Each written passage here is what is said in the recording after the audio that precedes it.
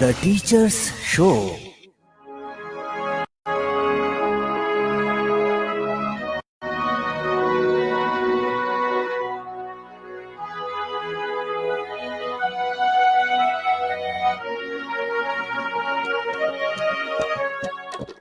The Teacher's Show है ये सरकार, The Teacher's Show है ये सरकार।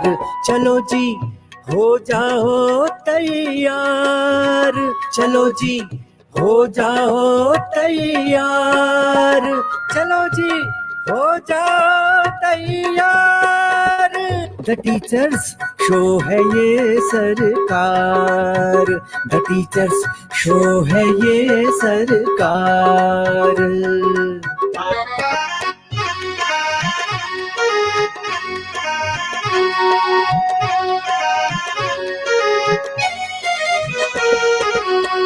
यहाँ हर टीचर सरकारी है और ये सबसे असरकारी है, असरकारी है।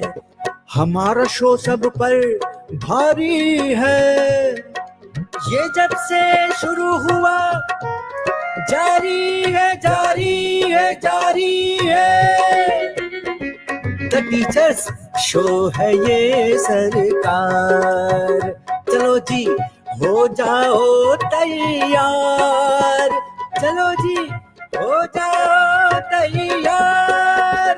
The Teacher's Show है ये सरकार, The Teacher's Show है ये सरकार, The Teacher's Show है ये सरकार।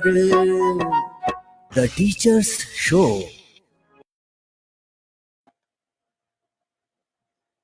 नमस्कार, द टीचर्स शो के एपिसोड 147 में आपका स्वागत है।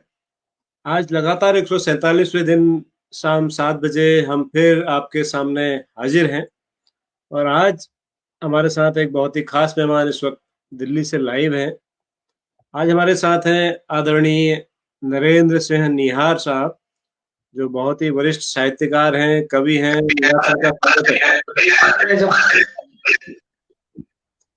जी धन्यवाद सर, आप आए हमारे शो में।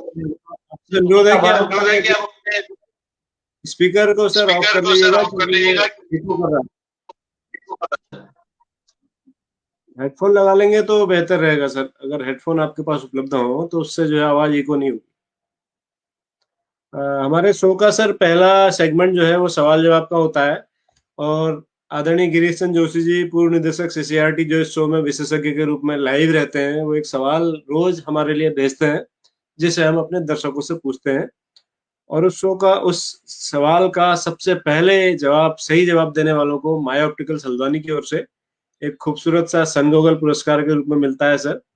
तो जब तक आप अपनी तैयारी करें सर, तब तक मैं वो सवाल पढ़ देता हूँ। जोशी जी अभी तक हमसे जुड़े नहीं है, तो जोशी जी जैसे ही जुड़ेंगे तो फिर हम उनसे बातचीत करेंगे आपके साथ। मैं दर्शकों के लिए वो सवाल पढ़ता हूँ। आज का सवाल ये रहा हमारी स्क्रीन पर। आज का प्रश्न है कि वर्ष 1980 के दशक में एक दवाई के ठोस रूप को बाजार में बेचते वक्त एक दवा कंपनी ने इस शब्द का इस्तेमाल किया। जल्द ही यह शब्द किसी भी चीज के छोटे ठोस रूप के लिए इस्तेमाल किया जाने लगा। वर्ष 1900 में यह शब्द या पद पत्रकारिता के क्षेत्र में उन सभी समाचार पत्रों को दिया जाने लगा जो सरल और ठोस रूप से खबरों की स्टोरी को छापते थे। यह कौन सा शब्द पद है जिसे आज भी क्राइम, गप या पार्टीज की सनसनीखेज खबरों को छापने वालों के लिए सामान्यतः प्रयोग किया जाता है? मैं प्रश्न फिर से पढ़ रहा हूँ। वर्ष 1980 के दशक में एक दवाई के ठोस रूप को बाजार में बेचते वक्त एक कंपनी ने इस शब्द का इस्तेमाल किया।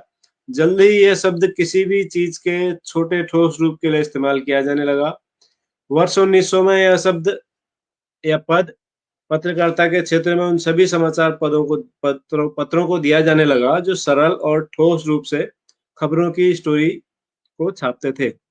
यह कौन सा शब्द या पद है जिसे आज भी क्राइम, गप या पार्टीज की सनसनीखेज खबरों को छापने वालों के लिए सामान्यतः प्रयोग किया जाता है। तो ये आज का सवाल है। इस सवाल का सबसे पहले सही जवाब देने वाले दर्शकों को माय ऑप्टिकल्स की ओर से 1000 रुपए का सन गॉगल पुरस्कार के तौर पर उनके घर भेजा जाएगा। तो तैयार हो जाइए इसका जवाब देने के लिए। हमारे साथ नरेंद्र सर फिर से जुड़ चुके हैं। हम तक आप सवाल का जवाब ढूंढिए। किशन कुमार वर्मा जी हमारे ऑलराउंडर सर दिल्ली से जुड़े हैं और नमस्कार भेज रहे हैं। साथ में राकेश काला जी। जी सर, स्वागत है आपका फिर से। आपका माइक म्यूट है सर, अनम्यूट कर लीजिएगा प्लीज। जी साहब, नमस्कार। जी जी, अब बढ़िया है सर, अब इको की प्रॉब्लम नहीं है। जी, लेकिन है धन्यवाद। अभी क्या रही है? आपने स्पीकर ऑन किया है शायद आपके। स्पीकर ऑन है इस समय मेरा। हाँ, तो वो स्पीकर से आवाज इको आ रही है, ऑफ करना पड़ेगा। म्यूट कर दूं उसको? म्यूट करेंगे आप तो बताइए, आपकी म्यूट कर आवाज देता नहीं हूँ। आएगी। फिर क्या किया जाए, बताए? वो आवाज कम कर लीजिए ना उसकी। हाँ, नहीं, ये तो आपने म्यूट कर दिया ना। म्यूट करके आपकी आवाज नहीं आएगी हम तक।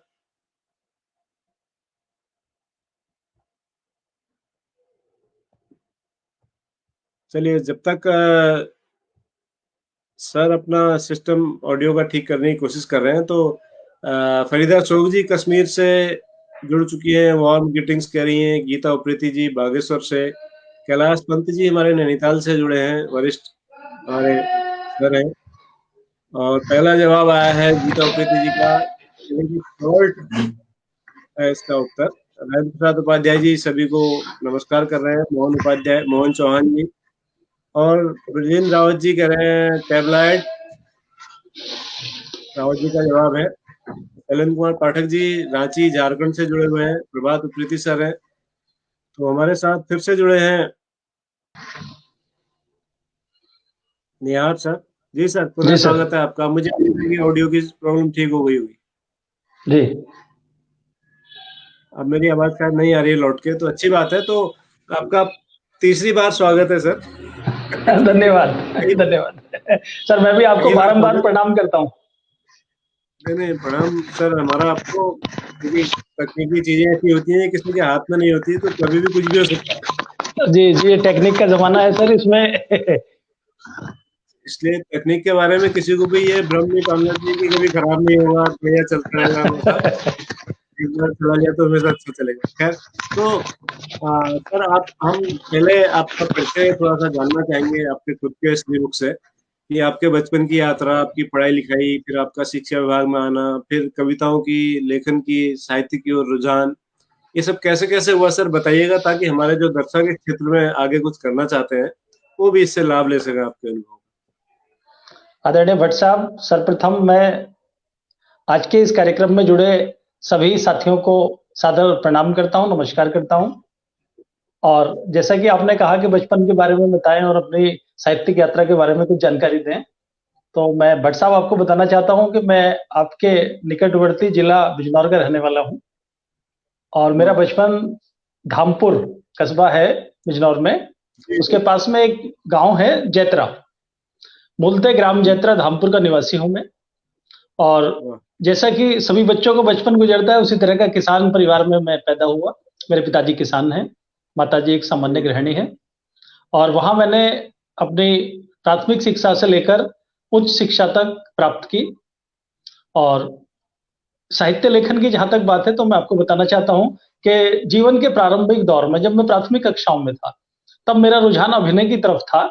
और मैं विद्यालय में होने वाले वार्षिकोत्सव और दूसरे कार्यक्रमों में छोटे छोटे रोल किया करता था, अभिनय किया करता था।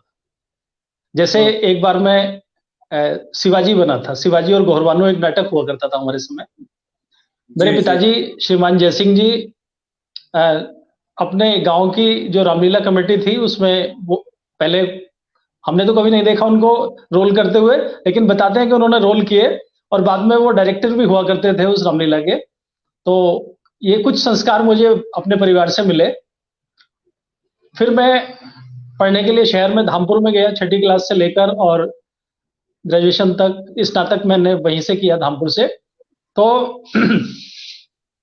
वहां जाने के बाद में मेरा जो एक अभिनय का दौर था वो उसको ब्रेक लगा और साहित्य की छोटी-छोटी मैं तुकबंदियाँ करने लगा। और वो तुकबंदियाँ आज आप देख रहे हैं कि यहाँ दिल्ली में आने के बाद में लगभग 32 साल का मेरा साहित्यिक सफर पूरा हुआ, जिसमें 5 पुस्तकें प्रकाशित हो गई हैं, छठी पुस्तक मेरी प्रकाशाधीन है और बाल साहित्य के लिए पिछले 15 वर्षों से निरंतर मेरी यात्रा चल रही है। आज भी द ट्रिब्यून में एक कविता रसगुल्ला और समोसा छपी है, उसी को पढ़कर रजनीकांत जी ने मेरे आपसे चर्चा की, भाई नरेंद्र जी को बुला लीजिए, रसगुल्ला समोसा खिला रहे हैं, क्यों ना हम भी इस कार्यक्रम में उनको रसगुल्ला और समोसा भेंट करें। तो भाई साहब ये साहित्य का क्रम मैं ऐसा मानता हूं कि 11वीं कक्षा से मैंने एक नियमित रूप से लेखन का काम शुरू किया और एक बड़ा अच्छा जीवन का किस्सा है वो आपके साथ मैं साझा करना चाहता हूं। हुआ ये कि हम बहुत सारी वाद विवाद प्रतियोगिताओं में जाया करते थे, भाषण प्रतियोगिता में जाते थे अपने कॉलेज की तरफ से। अपने यहाँ तो छठी सी कॉलेज शुरू हो जाता है, तो उसमें मैं देखता था कि हमेशा लड़कियां आगे आती हैं और लड़के पीछे रह जाते हैं और ये पीड़ा कई बार सालती थी। फिर मैंने इस पर विचार विमर्श किया कि लड़कियां लड़कों से आगे क्यों। एक निबंध लिखा भाई साहब, वो कारण और निदान सब कुछ ढूंढे और उसके बाद फिर छोटे छोटे निबंध लिखने लगा, छोटी कहानियां लघु कथा लिखने लगा। कॉलेज में जाके आपके श्रीनगर गढ़वाल के परम आदरणीय गुरुदेव डॉक्टर श्री विलास डबराल जी का सानिध्य मुझे प्राप्त हुआ और मेरे गुरु रहे डॉक्टर तिलकराम शर्मा जी। इन दोनों महान विभूतियों ने मुझे साहित्य की ओर प्रेरित करने का महत्वपूर्ण कार्य किया। मेरे पास अभी भी वो कापियां हैं जिनमें आदरणीय डबराल साहब ने मेरे दोहों को सही किया, सही दिशा दी। उन्होंने मुझे निबंध लेखन, लघु कथा लेखन और कविता में वाचन किस तरह से किया जाता है, ये डबराल साहब ने मुझे सिखाया। आज वो नहीं है, मैं आपके इस कार्यक्रम के माध्यम से उनके श्री चरणों में कुछ पंक्तियां रखना चाहता हूं, निवेदित करना चाहता हूं, आपकी इजाजत हो तो। स्वागत सर, स्वागत। जी, मेरी एक पुस्तक आ रही है भाई साहब, जिसका शीर्षक है मंच संचालन के सरल सूत्र। लगभग 250 से 300 कार्यक्रमों का मैंने संचालन किया है, तो वो पुस्तक मैंने अपने परम आदरणीय गुरुदेव डॉक्टर श्री विलास डबराल जी के श्री चरणों में अर्पित की है। वो पंक्तियां मैं आपके सामने रखता हूं कि जिन चरणों को छूकर मैंने शब्दों को बुनना सीखा, जिन चरणों को छूकर मैंने शब्दों को बुनना सीखा, संचालन का अद्भुत कौशल भावों को चुनना सीखा, आज उन्हीं चरणों में अर्पित संचालन की यह मंजूसा, और दो आशीष मुझे है गुरुवर, चमके दमके पुष्प शरीखा, चमके दमके पुष्प शरीखा। तो भाई साहब दिल्ली में 1994 में शिक्षक के रूप में मैं आया और जो एक काव्य प्रतिभा ईश्वर ने मुझे दी और मेरे गुरुओं ने उसको तैयार किया, उसमें रंग भरे, उसको मैं धीरे धीरे करके अब जीवन में एक काव्य सुगंध के रूप में समाज को समर्पित कर रहा हूं। आज आपके साथ भेंट हो गई, ये मेरा परम सौभाग्य है। जी भट्ट साहब, ये हमारा सौभाग्य है सर कि आज हमारे साथ आप हैं और आपकी जो ये बहुप्रतीक्षित किताब है मंच संचालन के गुर, ये मुझे लगता है कि बहुत बम्पर हिट होने वाली है, क्योंकि ये हर किसी की जरूरत है आज के दौर में। जी भाई साहब, धन्यवाद। आपका भी आशीर्वाद मिल गया देवभूमि से, मुझे गुरुदेव के बाद आपका भी आशीर्वाद मिल रहा है, मेरे लिए सौभाग्य भी है। ये मैं इसलिए कह रहा हूँ कि मंच संचालन की विधा हर शिक्षक को सीखनी है। उसे क्लास में भी मंच संचालन करना है, उसे प्रार्थना सभा में भी करना है, उसे 15 अगस्त, 26 जनवरी, गांधी जयंती, तमाम जो कार्यक्रम है उन सब के लिए मंच संचालन के गुर सीखने चाहिए। और आपकी किताब से हम भी सीखेंगे, एक कॉपी हमें भी दीजिएगा सर जब आ जाएगी। अवश्य आएगी भाई साहब। रजनीकांत शुक्ला जी कह रहे हैं कि बहुत बहुत बधाई मंच संचालन पुस्तक के लिए निहार जी आपको। जी भाई सबको मेरी तरफ से नमस्कार कहिएगा, आभार कहिएगा। जी बिल्कुल, वो इस कार्यक्रम को लाइव है, रोज देखते हैं, उनका बड़ा आशीर्वाद रहता है इस कार्यक्रम के संचालन में, आप बेहतर जानते हैं इस बात को। जी जी। तो ये जो आपका उपनाम है सर, नाम के साथ साथ एक उपनाम बड़ा खूबसूरत सा आपने लगाया है, निहार। जी ये निहार का किस्सा है, ये निहार कैसे हुआ, कैसे आपको मिला, उसका क्या मतलब है, थोड़ा सा बताइएगा। देखिए साहब, आज आपने साहित्यिक यात्रा को, जिसे कहते हैं कि पीछे की तरफ देखने का मुझे अवसर प्रदान किया है। मैं फिर से भाई साहब देखो 5वीं बार आभार व्यक्त कर रहा हूँ आपका, आपने 3 बार स्वागत किया था, तो मैं 5वीं बार आपका आभार व्यक्त कर रहा हूँ। नहीं, तो मेरे आपने स्वागत मुझे के पीछे, कारण जी सर। जी, पीछे की ओर देखने का आप मुझे अवसर प्रदान कर रहे हैं। जैसा कि मैंने आपको बताया कि 11वीं और 12वीं कक्षा में मैंने नियमित लेखन शुरू किया, और मैंने देखा कि हमारी पुस्तकों में, जो हम हिंदी की पुस्तक पढ़ते थे, उसमें कवियों के उपनाम हमने सभी के देखे।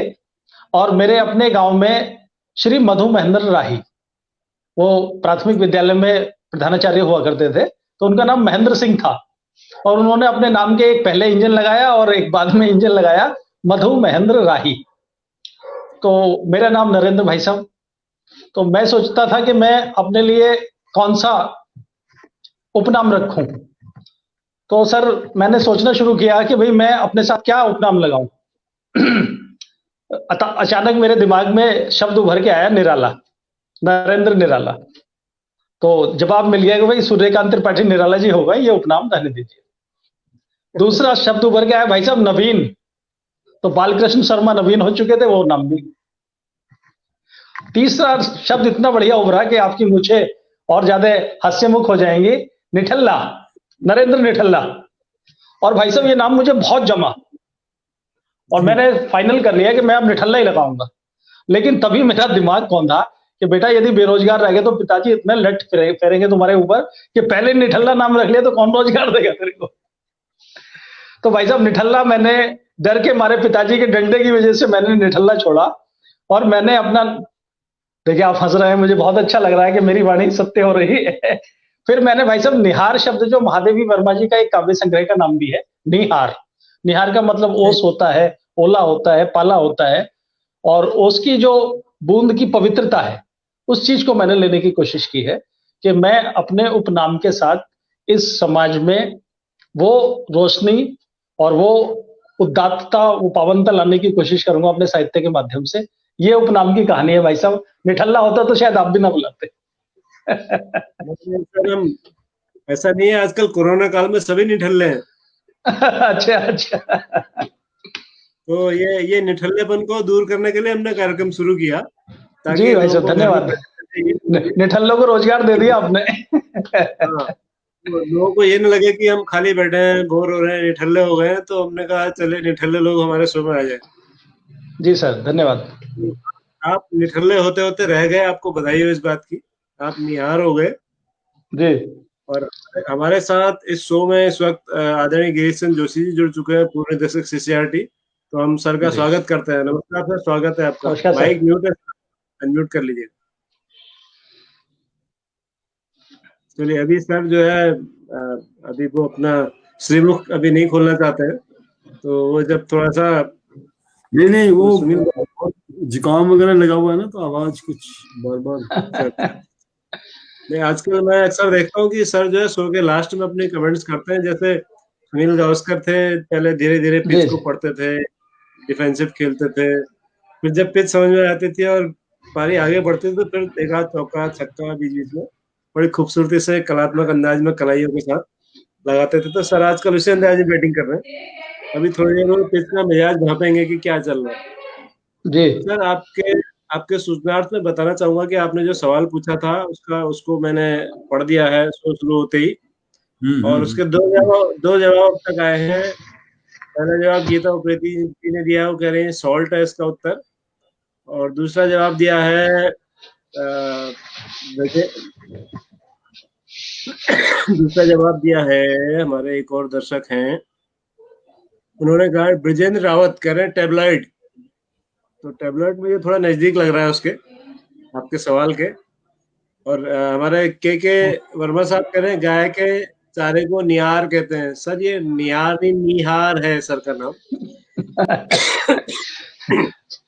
सर ये नाम के साथ कई बार बड़ी हास्य के संस्मरण भी जुड़े हैं। लोग जी, अक्सर सुनाइएगा सर। निहार को निहार देखने के क्रिया वो के निहार रूप में ना, ले लेते हैं, और वो ठीक कई ही बार बात तो मुझे निहाल कर दिया जाता है भाई साहब, नरेंद्र निहाल। मैंने कहा है। आपका प्यार मिल रहा है तो मैं निहाल हो रहा हूँ। जी जी, लोग आपको जब निहारते होंगे तो आप निहाल हो जाते होंगे। जी सर, लोगों को निहार के मैं निहाल हो गया हूँ। हाँ नहीं, लोग भी आपको निहारते होंगे जब आप कविताएं पढ़ते होंगे मंचों से, इतना खूबसूरत मन संचालन करते होंगे जो आप किताब उस पर लिख रहे हैं, तो जाहिर बात है तो लोग जो है इसलिए ये नाम आपको मिले। चाहता हूँ सर, आज थोड़ा सा बीच बीच में खांसी का असर दिख रहा है, गले में खराश जोशी जी का यहाँ तक भी आ गया दिल्ली से। अच्छा, जोशी जी दिल्ली से जुड़े हैं हमारे साथ में, सीसीआरटी द्वारका में है क्या भाई साहब? जी जी है, ऑफिस वही है। आपके यहाँ एक कवि सम्मेलन किया था हमने सीसीआरटी द्वारका में, हर खबर पहली नजर का बहुत पहले हुआ था सर, मैं उसमें कविता पाठ करने के लिए आया था। कौन से सन में सर? कौन सर ये मेरे हिसाब से 2009 की घटना रही होगी, जून 2009। याद अच्छा, याद शायद आपको याद ना हो, मैं कवि के रूप में गया था तो मुझे याद है सर। द्वारका में मैं अनेक कार्यक्रमों में बुलाया जाता रहा हूँ। अच्छा। हमारे प्रिय साथी हैं रमेश कुमार गंगेले आनंद, वो द्वारका के बड़े प्रतिष्ठित कवियों में हैं, तो हमेशा याद करते हैं और हम उनके स्नेह निमंत्रण पे दौड़े दौड़े चले जाते हैं जी।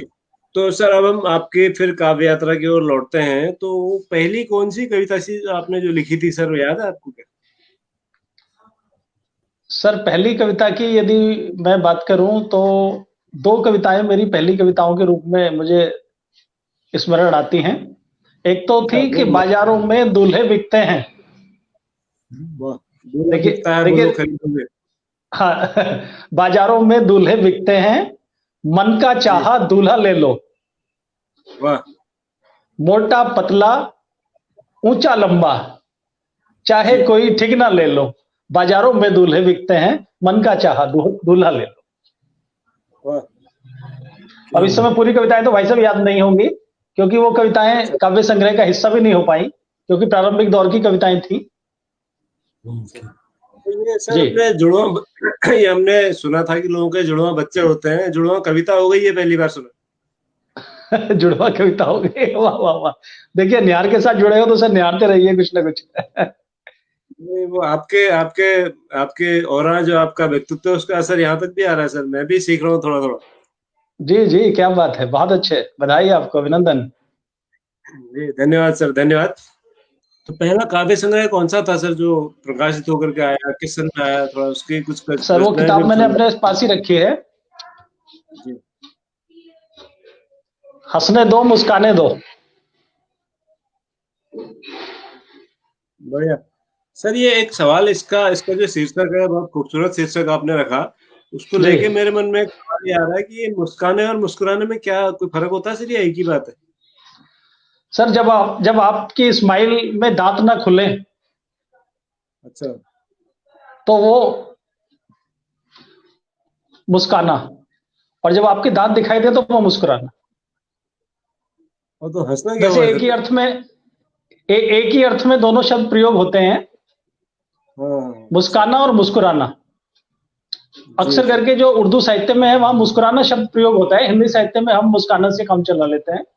और ये मैंने आपको हंसाने के लिए कह दिया कि भाई आप थोड़ा हंसते हैं तो मुस्काना, और खिलखिला के उन्मुक्तता पूर्वक हंसते हैं तो ये आपका हो जाएगा।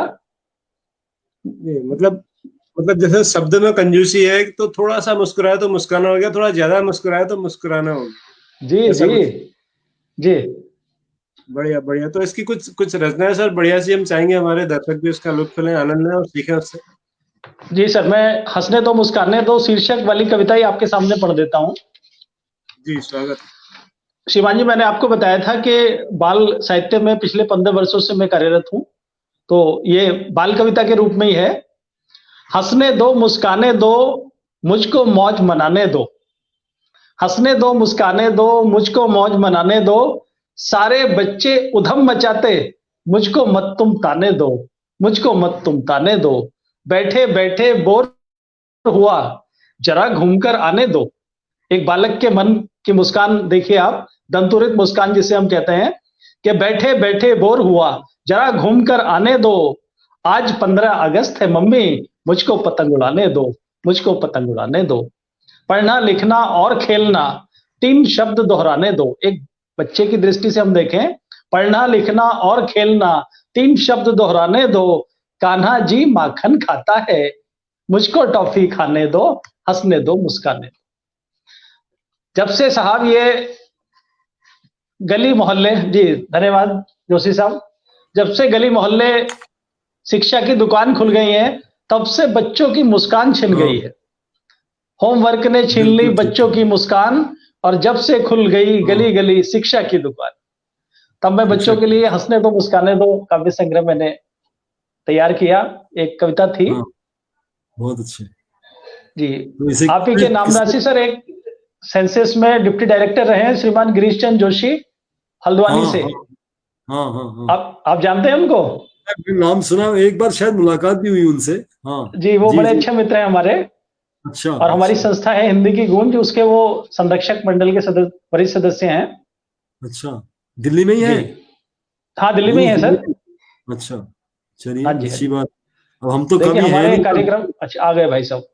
हम कवि नहीं है तो हम आपके मतलब उसमें मंडल में नहीं घुस सकते, लेकिन नहीं प्रशंसक जरूर होंगे। नहीं सर, आप अपना आशीर्वाद दीजिए। आप इतने अच्छे श्रोता के रूप में भट्ट साहब ने हमारे सामने आपको प्रस्तुत किया है, हम आपके बहुत आभारी हैं कि आप सुन रहे हैं मन से। आपको ये बाल कविता पसंद आई। और भट्ट जी, यदि आपकी अनुमति हो तो मैं एक या दो बाल कविता आपके समक्ष और रखूं। एक दो से कैसे होगा सर, एक दो से तो कुछ भी नहीं होगा, ज्यादा सुनानी पड़ेगी। ठीक है सर, मैं तैयार। एक बाल कविता मैं आपको सुनाता हूं, कौवा के ऊपर, कौवा के ऊपर। जी स्वागत। आप देखते हैं कि एक संस्कृत की कहानी है जिसमें कौवा रोटी लेकर आता है और लोमड़ी आके कहती है कि मामा गाना सुनाओ, और वो बेचारा गाना गाता है और रोटी लेकर भाग जाती है लोमड़ी। तब ये एक कहानी प्रतीक है, इस कहानी के जो पात्र हैं।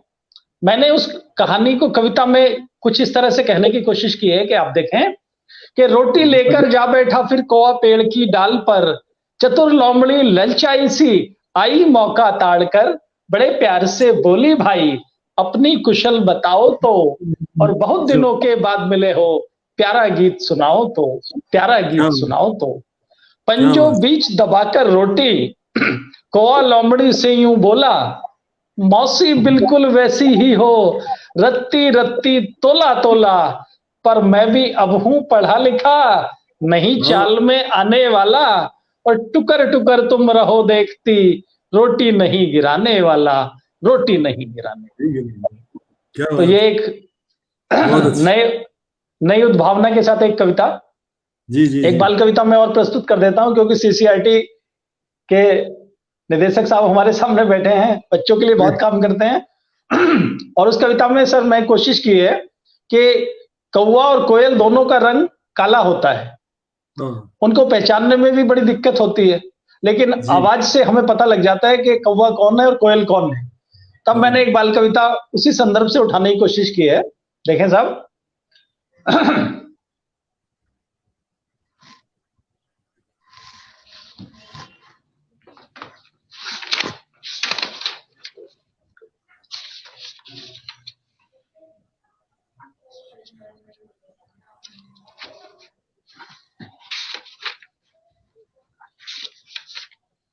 काव काव क्यों करता कौवा कोयल मीठा गाती है। जोशी साहब, काव काव क्यों करता कौवा कोयल मीठा गाती है, रूप रंग में एक से दोनों बात समझ नहीं आती है, रूप रंग में एक से दोनों बात समझ नहीं आती है, और लगता है बचपन में कौवा तीखा तीखा खाता था, लगता है बचपन में कौवा तीखा तीखा खाता था, और बैठ किसी खुदरे पत्थर पर अपनी चोंच लड़ाता था। प्यारी कोयल बचपन से ही सबसे अलग निराली थी, प्यारी कोयल बचपन से ही सबसे अलग निराली थी, आम बगीचे खेल कूद कर पीती रस की प्याली थी, और जैसा खाना, जोशी साहब, जैसा खाना वैसा गाना, रीत यही सिखलाती है, काव काव कौवा करता है कोयल मीठा गाती है, कोयल मीठा गाती है। जैसा खाए अन्न वैसा हो गए मन, वैसा हो जाए मन, बिल्कुल सही कहा साहब आपने। अब देखिए दिल्ली में सब आप देखते हैं कि सभी पक्षियों पर सबसे भारी यदि कोई पक्षी है तो वो कबूतर है साहब। कबूतरों की संख्या दिल्ली में सबसे ज्यादा है। और कई बार तो मैंने ये भी सुना है कि जो हमारी गोरैया पक्षी है दिल्ली का राष्ट्रीय राज्य पक्षी, वो कबूतर की वजह से पलायन कर गए यहाँ से। तब मैंने एक कविता कबूतर को भी लिखी कि पंख फैलाकर उड़े कबूतर, पंख फैलाकर उड़े कबूतर आसमान में फर फर फर, पंख फैलाकर उड़े कबूतर आसमान में फर फर फर, आगे पीछे दौड़ लगाते तेज हवा में सर सर सर, आगे पीछे दौड़ लगाते तेज हवा में सर सर सर, और उड़ते उड़ते भूख लगी तो, उड़ते उड़ते भूख लगी तो धीरे धीरे आए उतर, उड़ते उड़ते भूख लगी तो धीरे धीरे आए उतर, झटपट ढूंढे झटपट खाएं, झटपट ढूंढे झटपट खाएं जिस दाने पर पड़े नजर, झटपट ढूंढे झटपट खाएं जिस दाने पर पड़े नजर, और खा पी कर दाना पानी। देखिए साहब, हम लोग भी जब खाना खा लेते हैं घर में तो बातचीत करते हैं, कबूतर क्या करते हैं, खा पी कर दाना पानी करने बैठे गुटर गुटर, खा पी कर दाना पानी करने बैठे गुटर गुटर, और बिल्ली मौसी के आते ही भूल गए सब अगर मगर, भूल गए सब अगर मगर। क्या बात, जी धन्यवाद सर। बहुत एक बाल कविता मैं और प्रस्तुत करना चाहता हूँ इस संग्रह से आपके लिए। आप भाषा को बड़ी सहूलियत से बरतते हैं। जी धन्यवाद। क्योंकि बाल मन की कविताएं हो, बच्चों को आनंद आए कविताओं में, उसमें ध्वनि ना निकल के आए, तब तक क्या मजा है बाल कविताओं का। क्या मजा। एक कविता है सर बस्ता, और मैं आपके माध्यम बस्ता, भारी बस्ता। अभी भी है क्या भारी बस्ता? सर जो पब्लिक स्कूल है उनमें आज भी है। हाँ पब्लिक स्कूल, प्राइवेट स्कूल जो है। हाँ जी, प्राइवेट स्कूल में अभी भी हैं। और जो हमारे सरकारी स्कूल हैं कमोबेश लगभग वही स्थिति है, हालांकि अब वजन निर्धारित कर दिया गया है। तो इस कविता ने सर थोड़ा सा क्रांतिकारी काम भी किया है। अच्छा। कि जब ये बस्ता आंदोलन चल रहा था, बस्ते का वजन कम करने का, तब ये कविता मैंने एनसीईआरटी में सुनाई साहब। अच्छा। और कई बार इसको मैंने उन मंचों को प्रस्तुत किया जहां बस्ता कम करने की बच्चों के लिए बात होती थी। और सर इसका जो लेखन का संदर्भ है वो इस तरह से हुआ कि मेरे अपने घर में 2 बच्चे हैं, एक बेटी और एक बेटा।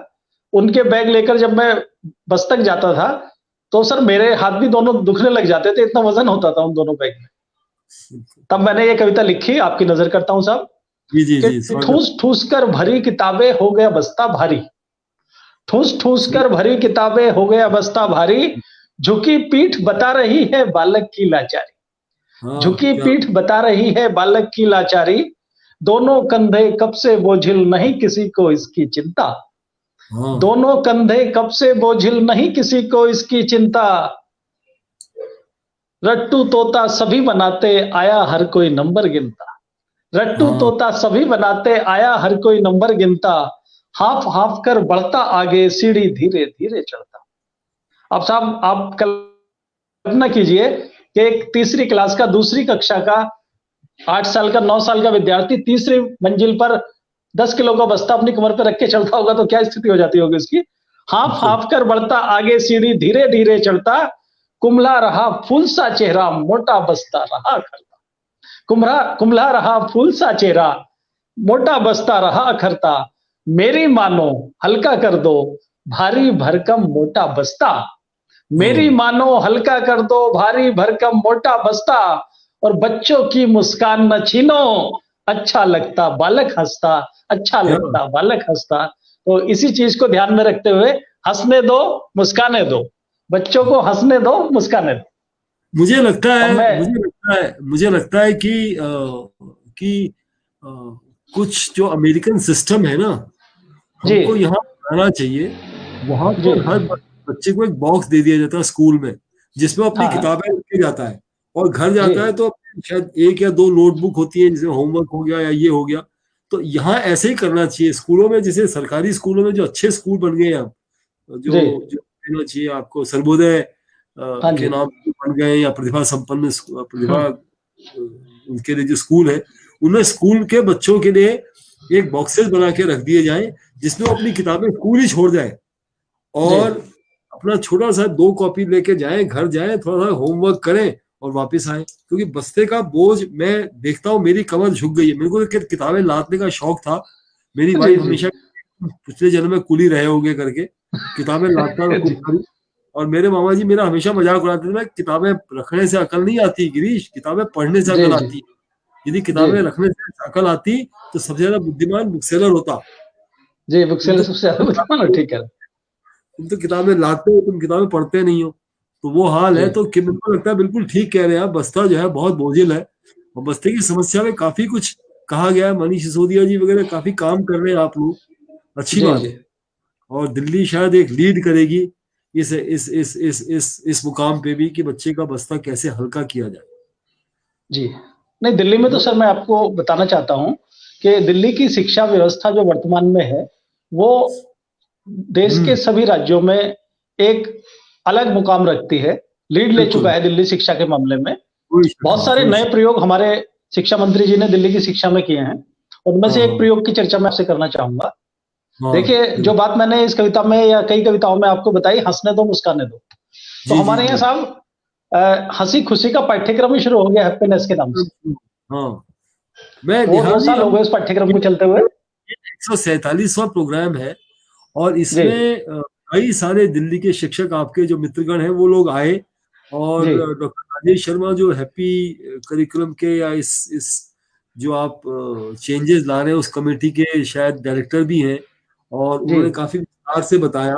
रविकांत शुक्ल जी आए थे और उन्होंने बताया और कई सारे मित्र आपके आए, उन्होंने बताया कि दिल्ली में हैप्पीनेस प्रोग्राम में अब क्या हो रहा है और क्या कैसे आप बच्चों को वो उनका बचपन वापस दिला रहे है ना। नंबर एक साइंस ले आना, साइंस और मैथमेटिक्स में नंबर ला के डॉक्टर इंजीनियर का ही ले या बीटेक करना एमटेक करना उसी पे जोर नहीं है, लेकिन हंसने बचपन को यदि आपने सुदृढ़ कर दिया तो फिर कोई शक नहीं। तो आप देखिए, अभी तक हम विद्यालय में बच्चे के शारीरिक और मानसिक विकास की बात करते थे, हमने उसके संवेगात्मक विकास की बात नहीं करी। हाँ बिल्कुल। अभी देखिए, ये सुशांत राजपूत कितना अच्छा कलाकार था और पैसे की कोई कमी नहीं थी अभी भी उसके पास, जिंदगी से हार गया क्योंकि हमने अपनी शिक्षा के माध्यम से उसे जीना ही नहीं सिखाया। हैप्पीनेस के माध्यम से जो खुशी का हमारा पाठ्यक्रम है, हम बच्चे को संवेगात्मक रूप से मजबूत करने की कोशिश करते हैं, कम से कम में भी वो किस तरह से खुश रहा जाए। खुशी संसाधनों से नहीं आती, खुशी आती है हमारे मन के भाव से, अपनी सोच से, अपने आइडियाज से।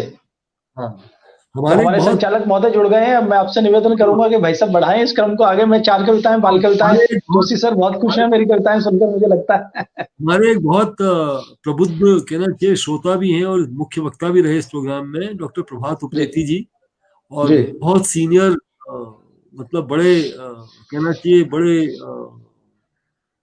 दूसरी किस्म के इंसान है जो बिल्कुल अलग से कटु सवाल पूछते हैं बेरोक टोक। उनको आपकी कविताएं बहुत पसंद आ रही हैं, वो कह रहे हैं कि खूब कविता, उन्होंने स्क्रीन में शायद भट्ट जी ने डाला है, और उनको आपका जो सरल अंदाज है, जैसे मैंने आपसे कहा कि आप भाषा को बड़ी सहूलियत से बरतते हैं, आपने जो बच्चों के बाल मन को कहा उसको डॉक्टर प्रभात उप्रेती जी ने बहुत सराहा है, तो आपको खूब बधाई, खूब साधुवाद। जी बहुत अभिनंदन, आभार। बढ़िया सर, हम अपने दर्शकों का आभार ज्ञापित करते हैं कि उनकी वजह से ये शो 147 दिन से लगातार चल रहा है। अभी हम 147 पर नॉट आउट चल रहे हैं सर, और लगातार आगे बढ़ रहे हैं। बहुत जल्दी आप डबल सेंचुरी पूरी करेंगे सर, 2 शतक लगाएंगे, 13 शतक लगाएंगे। क्या बात, हमारी बहुत शुभकामनाएं हैं। एक रन आपका भी होगा सर, आपके रन के बिना वो पूरा नहीं हो सकता था। सर हमारा तो विशेष रन है, 1947 के बाद 147 का ही चर्चा होगा जब होगा। बिल्कुल बिल्कुल, बीच का 9 चला गया कहीं, लेकिन है 147 पूरा। हाँ जी, 147 नॉट आउट। बहुत अच्छे, बहुत अच्छे। तो आप सर, एक बड़ा सामान्य सा सवाल है जो मैं आपसे पूछना चाह रहा था जी। आप वैसे तो बड़े दिख रहे हैं, मतलब चेहरे से तो मैच्योर लग रहे हैं, लेकिन आपकी कविताएं जो है बच्चों के लिए हैं, बच्चों के लिए आप लिखते हैं। तो जब आप बच्चों के लिए लिखते हैं उस वक्त क्या दिमाग में, मन में, मस्तिष्क में, दिल में क्या चल रहा होता है? आप बच्चा बन के सोचते हैं विषय को कि बड़ा बन के सोचते हैं? शब्दों के चयन में कैसे आप ध्यान रखते हैं कि कौन सा शब्द इसमें ठीक होगा, कौन सा नहीं होगा? ये थोड़ा सा जो बाल साहित्यकार हमारे यहाँ बहुत सारे आए इस शो में, आप उनमें से प्रमुख हैं। तो मैं उनसे सवाल नहीं पूछ पाया इत्तेफाकन, जो आपसे पूछ रहा हूँ, क्योंकि मुझे लग रहा है कि आप इसका बेहतर जवाब बता पाएंगे। जो मैंने आपकी कविताएं सुनी, कौवे वाली और जी बाकी की जो बहुत सारी आपने सुनी, तो उस वक्त जी सर। क्या चल रहा होता था दिमाग में जब आप बाल कविताएं लिख रहे होते, बच्चों के लिए लिख रहे होते? जी, बाल कविताओं की रचना भूमि पे आपके द्वारा पूछा गया एक बहुत ही महत्वपूर्ण सवाल है ये, और ये सवाल का जवाब मैं यहाँ से शुरू करता हूँ कि मैंने अपने जीवन की शैक्षिक यात्रा एक प्राथमिक शिक्षक के रूप में शुरू की, और उन बच्चों के बीच में मैं इतना ज़्यादा घुला मिला कि बाल मनोविज्ञान मेरे मन में आज तक रूबरू है। मेरे घर में 2 बच्चे हुए, उनका बचपन भी मैंने देखा, और अब मैं लगभग 20 वर्षों से पिछले टीजीटी और पीजीटी के रूप में, हिंदी प्रवक्ता के रूप में काम कर रहा हूँ। तो बच्चों से तो हम जुड़े हुए हैं सर। अपने विद्यालय में मैं हैप्पीनेस कार्यक्रम का इस समय इंचार्ज भी हूँ, प्रभारी हूँ। तो वो 6ठी से लेकर 8वीं वाले बच्चों के साथ जुड़ना होता है, पढ़ाना 11वीं 12वीं को होता है। अब बात की आपने कि कविता लिखते समय आपका मन कैसे बच्चा हो जाता है। तो देखिए, जब मैं लेखन की दुनिया में आया तो मैंने देखा कि बाल साहित्य में कुछ कम काम हो रहा है, प्रौढ़ साहित्य भी मेरा लगातार चलता रहता है, लेकिन जो मन रमता है वो बाल साहित्य में बहुत रमता है। जब मैं किसी बाल कविता को लेके चलता हूं तो मैं ये देखता हूं कि ये 7 साल की उम्र का बच्चा, 8 साल की उम्र का बच्चा इन बिंदुओं को लेकर किस तरह से रिएक्ट करेगा। जब तक वो चित्र, एक बालक का चित्र और बालक की प्रवृत्तियां उस कविता में ना उभर के आए, तब तक क्या बाल साहित्य हुआ। मैंने कार्यक्रम के प्रारंभ में आपको बताया कि मैं धामपुर का निवासी हूं मूलतः।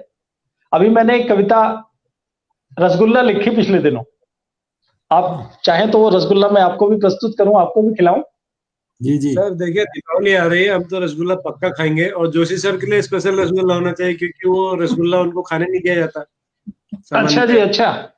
हाँ, और उड़ीसा और ये कविता मैं उड़ीसा और इसलिए बंगाल भी वाले सुनाना चाहता हूं सर हमारे टीचर कि उड़ीसा और बंगाल वाले भी हैं, और वो भी सुन रहे हैं। उनके बीच में काफी लड़ाई है रसगुल्ला को लेके। सर वो शब्द भी आएगा, आप चिंता ना कीजिए, मैंने पहले लिख दिया है, मुझे पता था आप कहेंगे। और हमारे इस बीच हमारे साथ डॉक्टर डी.आर. पुरोहित जी जुड़े हैं, प्रोफेसर डी.आर. पुरोहित जी जुड़े हैं, हाँ, जी जो सर। उत्तराखंड चलते फिरते इंसाइक्लोपीडिया है। अगर हम लोक की बात करें, लोकगीत, लोक नृत्य, लोक नाट्य, लोक साहित्य की बात करें, तो जी पुरोहित सर परसों हमारे शो में होंगे 149वें एपिसोड में। तो हम जी सर का बड़ी बेसब्री से इंतजार कर रहे हैं। थैंक यू सर, कह रहे हैं कि चर्चा अच्छी लग रही है जी। रसगुल्ला खाएंगे सर। रसगुल्ला जी प्रस्तुत है। रोते रोते माँ से बोला धामपुरी लल्ला। अब देखिए, जब मैं 51 साल की उम्र में ये कविता लिख रहा हूं तो मुझे अपना बचपन, या मेरे घर में मेरा एक भतीजा है अभी 9 साल का, उसका चित्र मेरी आंखों में है। वो धामपुर का लल्ला है और ये रसगुल्ला है। देखिए कि रोते रोते माँ से बोला धामपुरी लल्ला, नहीं खिलाया मैया तुमने कब से रसगुल्ला। रोते रोते माँ से बोला धामपुरी लल्ला, नहीं खिलाया कब से तुमने मैया रसगुल्ला। माँ ने दौड़ाया बापू को। जी, ये पहली लाइनें सुन के सर मुझे लग रहा है आप आधुनिक युग के जो है सूरदास है, जो यशोदा नहीं और सर, मैं आंखों वाला सूरदास हूँ। कि रोते रोते माँ से बोला धामपुरी लल्ला, नहीं खिलाया मैया तुमने कब से रसगुल्ला। माँ ने दौड़ाया बापू को रसगुल्ला ले आए। खैराती वाले की दुकान है जी हमारे धामपुर में। माँ ने दौड़ाया बापू को रसगुल्ला ले आए, दोनों हाथ पकड़कर लल्ला कुछ खाए कुछ टपकाए। अब चित्र देखिए साहब कि दोनों हाथ पकड़कर लल्ला कुछ खाए कुछ टपकाए, कुछ गालों पर कुछ कपड़ों पर। जोशी साहब, कुछ गालों पर कुछ कपड़ों पर टपक रहा रसगुल्ला। कुछ गालों पर कुछ कपड़ों पर टपक रहा रसगुल्ला, और निकल पड़े चीटी चीटे, निकल पड़े चीटी चीटे भागे धामपुरी लल्ला। निकल पड़े चीटी चीटे भागे धामपुरी लल्ला। एक हाथ से पकड़ माने तुरंत अंक उठाया, एक हाथ से पकड़ माने तुरंत अंक उठाया, और दोनों मिलकर खा रहे हैं रस भरा रसगुल्ला, रस भरा रसगुल्ला, रस भरा रसगुल्ला। बहुत बढ़िया, शानदार, जबरदस्त। तो ये हम तो सर कभी देहरादून जाते हैं यहाँ से, तो वो तुलाराम के गुलाब जामुन खाते हैं। हाँ जी, हाँ बिल्कुल सही कहा, नगीना का रसगुल्ला तुलाराम जी का। तो आपकी कविता सुन के मैं नगीना पहुंच गया मैं आपकी कविता सुन के।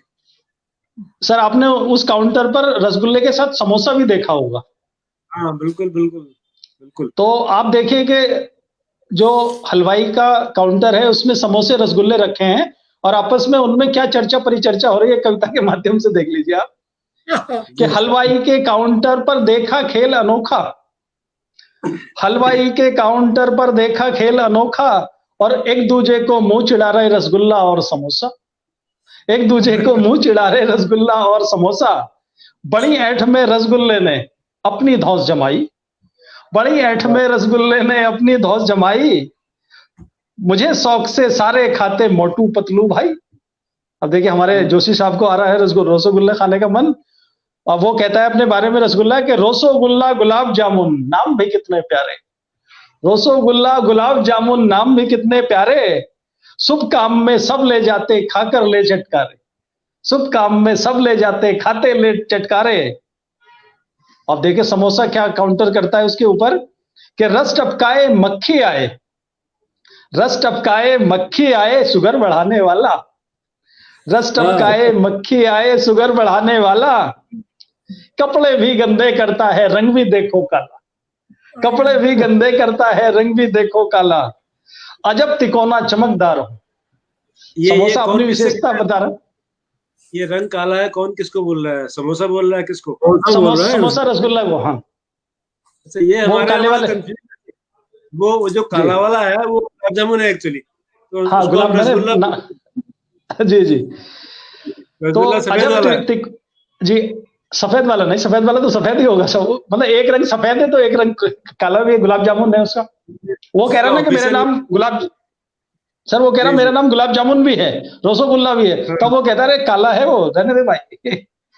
वो कहता है अपने बारे में कि अजब तिकोना चमकदार हूं, अजब तिकोना चमकदार हूं, खुशी खुशी ले आए और चटनी के संग चाटो उंगली, मन भी भरता जाए, मन भी भरता जाए।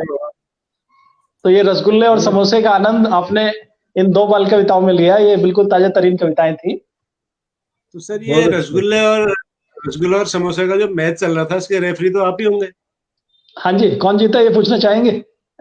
सर मैच टाई हो गया, सुपर ओवर में चला गया। बढ़िया बढ़िया, बहुत बढ़िया, बहुत बढ़िया। तो हमारे एक दर्शक हैं, साहित्यकार भी हैं, शो में भी आए, बहुत युवा साथी हैं, रोशन बलूनी जी, देहरादून से, श्रीनगर से, कहीं से हैं, गढ़वाल से ही है। तो लिख रहे हैं कि बाल कविताओं के लेखन के लिए सर्वप्रथम बाल मनोविज्ञान पढ़ना और जानना होता है और अपने बालपन में जाकर लिखना होता है, अपने को बालपन में ले जाकर लिखना होता है। बेहतरीन परिचर्चा। और अभी आप आपकी हमारी बातें सुनकर तुलाराम के रसगुल्ले सब लोग याद कर रहे हैं। रोशन बलूनी जी हैं, के.एस. रावत जी हैं, राजेंद्र प्रसाद उपाध्याय जी हैं। तो भाई साहब कल एक काम कीजिए आप, भाई साहब एक काम कीजिए कि तुलाराम जी के यहाँ भेज दीजिए कि विज्ञापन फ्री में हो रहा है, भाई साहब थोड़े रसगुल्ले तो भिजवा दें। इतनी चर्चा हो रही है तुलाराम जी की। उनको ये एपिसोड दिखाना पड़ेगा सर यूट्यूब पे कि देखिए आपकी हमने कितनी चर्चा की। हाँ बहुत चर्चा हो गई भाई साहब तुलाराम जी की। अच्छा, ये धन्यवाद सर जोशी सर को की ओर से विशेष धन्यवाद, आपने रसगुल्लों की चर्चा की, गुलाब जामुन की चर्चा की। तो एक सवाल प्रभात उप्रेती सर ने फिर से दागा है। प्रभात उप्रेती सर सवाल पूछते नहीं है, दागते हैं। अच्छा, तो उनका सवाल यह है कि क्या आज कविता अपने अस्तित्व की लड़ाई लड़ रही है? बालक क्या जन्मजात कवि होता है? कविता उस पर किस तरह से प्रभाव डालती है? जरा पहला वाला दोहराएं, पहला जो वाक्य है उनका। स्क्रीन पर भी आप पढ़ भी सकते हैं, मैं बोल भी रहा हूँ, स्क्रीन पर भी आपके फोन के स्क्रीन पर आप देखेंगे, सामने लाइव किया है मैंने जी। क्या आज कविता अपने अस्तित्व की लड़ाई लड़ रही है? जी देख लिया मैंने जी। उप्रेती जी, मैं आपको बताना चाहूंगा मित्र के अस्तित्व की लड़ाई जैसा कोई संकट कविता के साथ नहीं है। आज हम देखते हैं कि हर तीसरा या चौथा व्यक्ति कवि बना हुआ है। फेसबुक पर कविता लेखन की लगभग बाढ़ आई हुई है। हाँ, और लोगों को लिखने के बाद में उसको तुरंत चिपकाने की एक खास आदत हो गई है। तो मैं भी शामिल हूँ सर, मैं भी शामिल हूँ ऐसे फेसबुक या कवियों में मैं भी शुमार हूँ। भाई साहब अभी पिछले रविवार को, कल रविवार है, अमर उजाला के हास्य रंजनी कॉलम में आपके भाई का एक व्यंग आलेख छपा था, साहित्य के अर्जुन। तो उसमें मैंने यही बात कहने की कोशिश की थी जो अभी मैं उप्रेती साहब को बता रहा हूं। जहां तक बच्चे की बात है, क्या बच्चा जन्मजात कवि होता है? देखिए साहब, ब्रह्मा की कृति हैं हम सभी, प्रजापति ब्रह्मा की, और कुछ ना कुछ रचनात्मकता के साथ प्रभु ने हमें यहां भेजा है। सीसीआरटी द्वारका में हमारे जोशी साहब रहते हैं, वहां क्ले मॉडलिंग बच्चों के साथ में कराई जाती है। बहुत सारी कलाएं सिखाते हैं ये सीसीआरटी के माध्यम से, और कितना अच्छा मन संचालन अपने भट्ट साहब कर रहे हैं। आपने भी मन संचालन कला को सीखा है। तो बच्चे में बहुत प्रतिभाएं छुपी हुई हैं उसके अंदर। उन प्रतिभाओं को बाहर निकालना ही असली शिक्षा है। तो आपके सवाल का जवाब मिल गया होगा उप्रेती साहब। जहां तक बाल मन की कविताएं लिखने की बात है, तो एक बाल कविताएं लिखने के लिए एक जो बालक की सोच है, उस सोच से हम कविताएं लिखें, और कविताएं बच्चों पर प्रभाव डालती। मैं स्वयं हिंदी की गूंज नाम की संस्था हम लोगों की है, उसके माध्यम से विद्यालय में जाके हम कई बार कार्यशालाएं करते हैं। मैं जोशी साहब आपसे भी अनुरोध करूंगा कि आप एससीईआरटी में कभी कोई कार्यशाला रखें बच्चों के लिए, तो आप बुलाइएगा। हम बच्चों को कविता लेखन के सूत्र, कविता लेखन के गुर, और किस तरह से बहुत छोटे छोटे शब्दों को आगे पीछे करके कविता बनाई जा सकती है। तो बहुत सारे बच्चे मैं लगभग 2000 बच्चों से प्रत्यक्ष रूप से मिला हूं। उनको हमने कविता लेखन के, कहानी लेखन के छोटे छोटे सूत्र बताए हैं, और उसका प्रभाव भी ये हुआ कि हमारे उस कार्यक्रम के दूसरे चरण में बच्चों ने खुद अपनी छोटी छोटी कविताएं और कहानियां लिखकर दिखाई। बिल्कुल जी बिल्कुल। मुझे आपकी बात को सुन के कवि कुंवर नारायण जी ने एक बार कहीं पे ये लिखा था जी, कि उनके जो भाषा संबंधी बयान है ना, उनको देखना बड़ा आवश्यक है और बड़ा दिलचस्प है। इन अनेक कविताओं से गुजरते हुए कवि कुंवर नारायण जी ने ये कहा कि समझ में आता है कि भाषा को एक स्वतंत्र रूप में, एक वस्तु में देखना ठीक नहीं है, बल्कि उसकी पूरी परिस्थिति को देखना चाहिए। कविता पे कोई संकट नहीं है, आपने बिल्कुल ठीक कहा, कविता पे संकट नहीं है। बिल्कुल पूरा जो वातावरण है ना, वो जो चेंज हो रहा है, उसके अनुसार भाषा बदल रही है।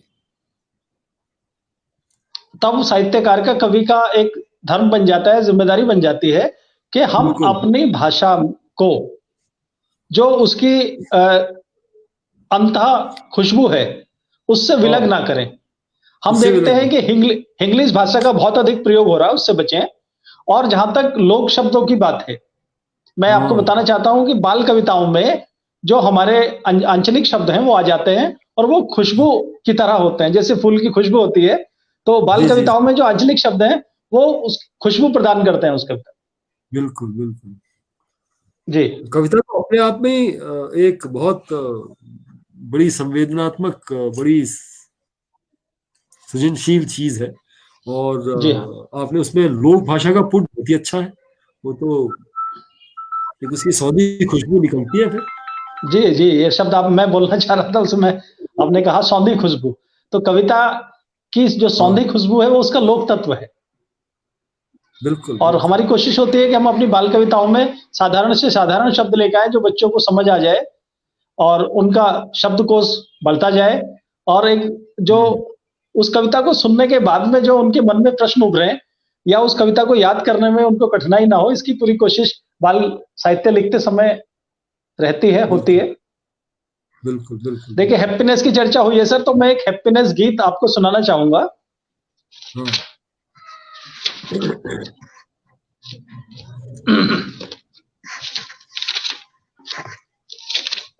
देखिए मेरी इस डायरी में होगा, सॉरी, हाँ जी। ये गीत है खुशी का, हम इसको गाएंगे। जोशी साहब, ये गीत है खुशी का, हम इसको गाएंगे।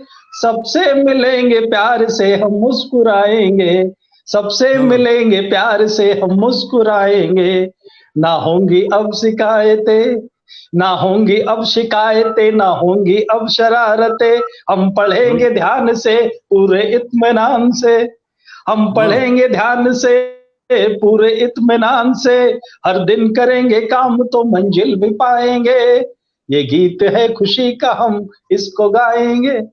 जो हमारा हैप्पीनेस कार्यक्रम चल रहा है दिल्ली में, उसी के लिए मैंने एक गीत तैयार किया था।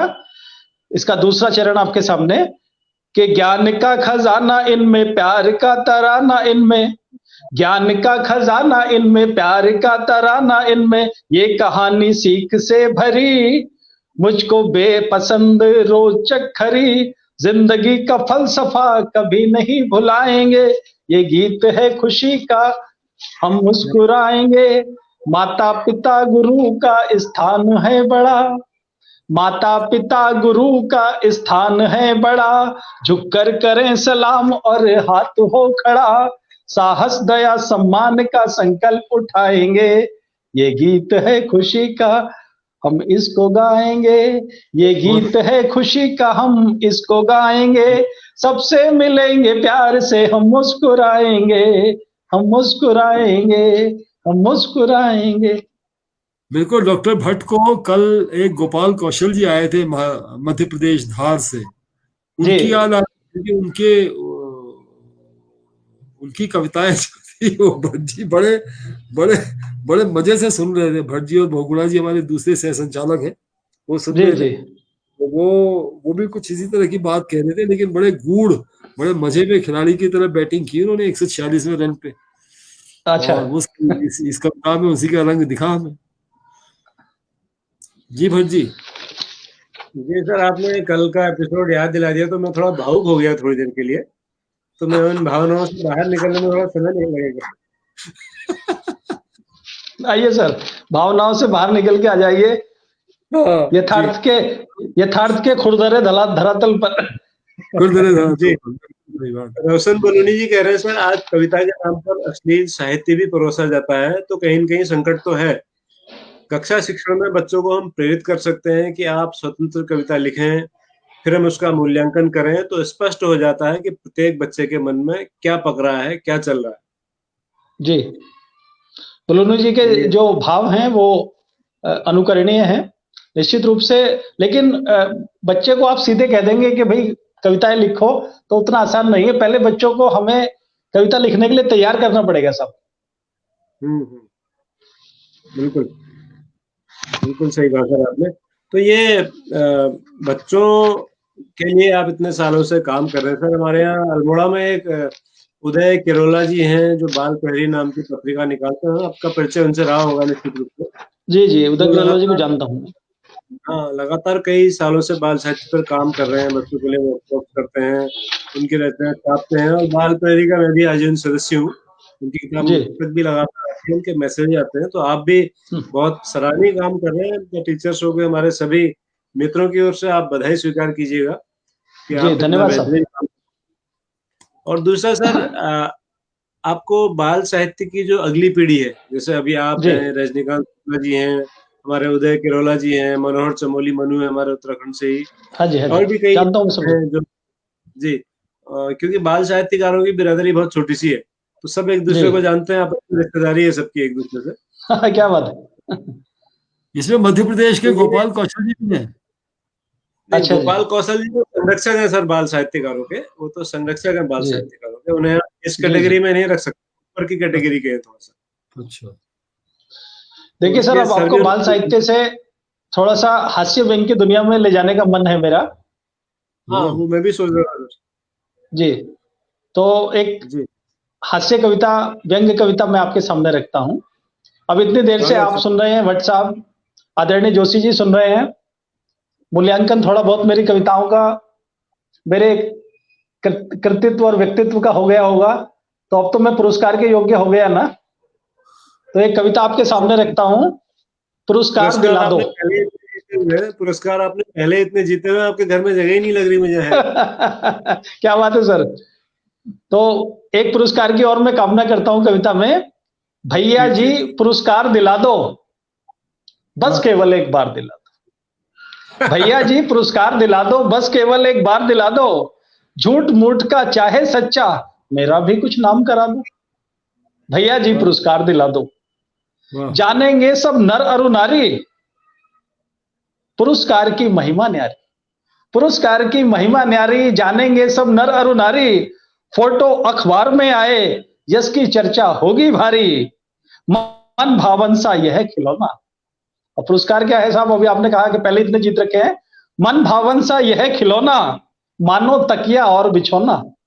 हाँ, मन भावन सा यह खिलौना, मानो तकिया और बिछौना। त्याग तपस्या का मीठा फल, छूट जाता फिर रोना धोना। त्याग तपस्या का मीठा फल, छूट जाता फिर रोना धोना। मन का पारा चढ़ जाता है, मन का पारा चढ़ जाता है, रौब और रुतबा बढ़ जाता है। बाजारों में दरबारों में सिक्का अपना चल जाता है, मिल जाता है। बाजारों में दरबारों में सिक्का अपना चल जाता है। देर करो मत प्यारे बंधु, शीघ्र कोई उपाय बता दो। देर करो मत प्यारे बंधु, शीघ्र कोई उपाय बता दो। और मुरझा रही आस की टहनी, मेरी नैया पार लगा दो। भैया जी पुरस्कार दिला दो, भैया जी पुरस्कार दिला दो। झूठ मूठ का चाहे सच्चा, बस केवल एक बार दिला दो, बस केवल एक बार दिला दो। वाह, आपका पुरस्कार पक्का है सर। पक्का है जी, धन्यवाद। हाँ। एक हास्य क्षणिका मैं आपके बीच रखता हूं भाई साहब। जी हिंदी सर, पुरस्कार, मैं पुरस्कार एक मिनट आपको रोकना चाहूंगा सर। एक बड़ा रोचक पुरस्कार के बारे में आपने जिक्र किया, तो मेरे पास बहुत सारे ऐसे मेल आते हैं सर, और भी हमारे साथियों के पास आते हैं पुरस्कारों को लेके। हाँ जी, तो क्या उनको कहीं से पता चल जाता है कि ये शिक्षक हैं, और हमें मेल आईडी में मेल करते हैं वो कि फला अच्छा। जगह आपको पुरस्कार दिया जाएगा, बुलाया जाएगा, आपको सम्मानित किया जाएगा, आप कितने 1000 रुपए जो है हमारे खाता नंबर पर डालिए, और आपके रहने खाने की व्यवस्था भी आपको खुद करनी पड़ेगी, आना जाना भी खुद ही है, तो आपको पुरस्कार देंगे बुला करके। अच्छा, ऐसे बहुत सारे पुरस्कार बांटने वाले देश में घूम रहे हैं। मैं टीचर शो के माध्यम से अपने साथियों को सावधान करना चाहता हूँ कि जो पुरस्कार बांटने वाले, पैसे लेके पुरस्कार बांटने वाले लोग हैं, उनसे सावधान रहिए। जो आपको सचमुच में पुरस्कार देना चाहता है, तो वो आपको आपसे लेगा कुछ नहीं, आपको कुछ ना कुछ जो है प्रताड़ करेगा। तो सावधान रहिए, मैं ये कहना चाहता हूँ। और ऐसे बड़े भाई साहब पुरस्कार मैं आप सभी महानुभावों को बताना चाहता हूं कि हमारी संस्था है हिंदी की गूंज, जिसकी गूंज पूरे देश में सुनाई दे रही है आजकल। और जी, बिल्कुल। उस बैनर के तले हम प्रतिवर्ष 8 से 10 पुरस्कार देते हैं। 8 वर्ष हमें पुरस्कार देते हुए हो गए हैं। तो ये तो मैं एक, तो हमारा पुरस्कार पक्का है सर। आपका पक्का है सर? आपका भी पक्का है। रजनीकांत जी को हमने पिछले वर्ष दिया सर साहित्यकार सम्मान। अरविंद पथिक, रजनीकांत शुक्ल, और उससे पहले उमेश चंद चौहान साहब, एजाज अंसारी साहब, बहुत सारे लोग हैं। 50-60 नाम में मेरे पास में जो पुरस्कार हमारी संस्था द्वारा जिन्हें दिया गया। बहुत बढ़िया। तो आप एक और कविता सुनाने वाले थे, हास्य की। जी, हास्य की क्षणिका है साहब कि मेरा एक विद्यार्थी घबराया सकुचाया मेरे पास आया। मेरा एक विद्यार्थी घबराया सकुचाया मेरे पास आया। बोला, गुरुदेव हिंदी का व्याकरण मेरी समझ में नहीं आता है, और मात्राओं को देखते ही मेरा सर चकराता है। मैंने कहा, बेटा पहेलियां ना बुझाओ, सीधे सीधे समस्या पर आओ। छात्र बोला, गुरुदेव शादी हो गई है, पत्नी पर कौन सी की मात्रा लगाऊं? छात्र बोला, शादी हो गई है, पत्नी पर कौन सी की मात्रा लगाऊं? मैंने कहा, बेटे तुम्हारी समस्या बड़ी व्यवहारिक है। पत्नी तुमसे हल्की हो तो छोटी की मात्रा लगाना, और तुमसे भारी हो तो बड़ी से काम चलाना। और साहब देखिए, एक विरोधाभास, शब्दों का विरोधाभास देखिए और उसका आनंद लीजिए आप, कि राष्ट्र में महाराष्ट्र है। बट साहब, राष्ट्र में महाराष्ट्र है, अद्भुत विरोधाभास है। भाई महाराष्ट्र में राष्ट्र होना चाहिए, राष्ट्र में महाराष्ट्र होना चाहिए। राष्ट्र में महाराष्ट्र है, अद्भुत विरोधाभास है। पढ़ना लिखना आता नहीं, फिर भी पप्पू पास है। और दीवार पर लिखना मना है, दीवार पर लिखकर बताया जाता है। आदरणीय जोशी जी के दीवार पर लिखना मना है, दीवार पर लिखकर बताया जाता है। और बापू तेरे देश में अहिंसा का पाठ डंडा लेकर पढ़ाया जाता है। ये कुछ विचारणीय प्रश्न हैं जो मैंने रखने की कोशिश की अपने हास्य में, व्यंग में। ये सर बहुत बढ़िया। ये कविता अगर आपकी गांधी जी सुन लेते तो डंडा छोड़ देते अपना। नहीं, वो तो उन्होंने अपने बुढ़ापे के सहारे के रूप में लिया सर, किसी को मारने के लिए नहीं लिया था तब भी। वो सारे लोग यही कहते हैं सर, जो लाठी लेके घूमते हैं, कहते हैं हमने सहारे के लिए लिया है, मारने के लिए नहीं लिया है। लेकिन जरूरत पड़ती है तो फिर कर देते हैं काम। इस्तेमाल नहीं करते। अब देखिए, गांधी जी की चर्चा आपने छेड़ी तो मुझे, आपने गांधी जी के 3 बंदर वाला सबने हम लोगों ने बचपन में पढ़ा हुआ है। मैंने 3 कबूतर के ऊपर एक बाल कविता लिखी है और उसका आप आनंद लें कि एक दिन मैं अपनी छत पर घूम रहा था, तभी 3 कबूतर उतर के नीचे आते हैं। पहला कहता है ABCD हमें सिखाओ सर। पहला कबूतर कहता है ABCD हमें सिखाओ सर। दूजा बोला होमवर्क से लगता डर। दूजा बोला होमवर्क से लगता डर। और बात तीसरे की सुनकर लोट पोट में हो गया। बात तीसरे की सुनकर बोला सर जी पहले मिड डे मील खिलाओ उसके बाद हमें पढ़ाओ। बोला सर जी पहले मिड डे मील खिलाओ उसके बाद हमें पढ़ाओ। मैंने कहा कि बेटा दाना पानी सभी मिलेगा लेकिन करनी होगी पढ़ाई। कविता मुझे ठीक से याद नहीं आ रही इस समय। तो उसका प्लाट यही था कि 3 कबूतर आते हैं मेरे पास में और वो अपने अपने मन की बात करते हैं और मैं उनसे कहता हूं कि बेटे सब मिलेगा लेकिन पहले आओ थोड़ा सा पढ़ लेते हैं।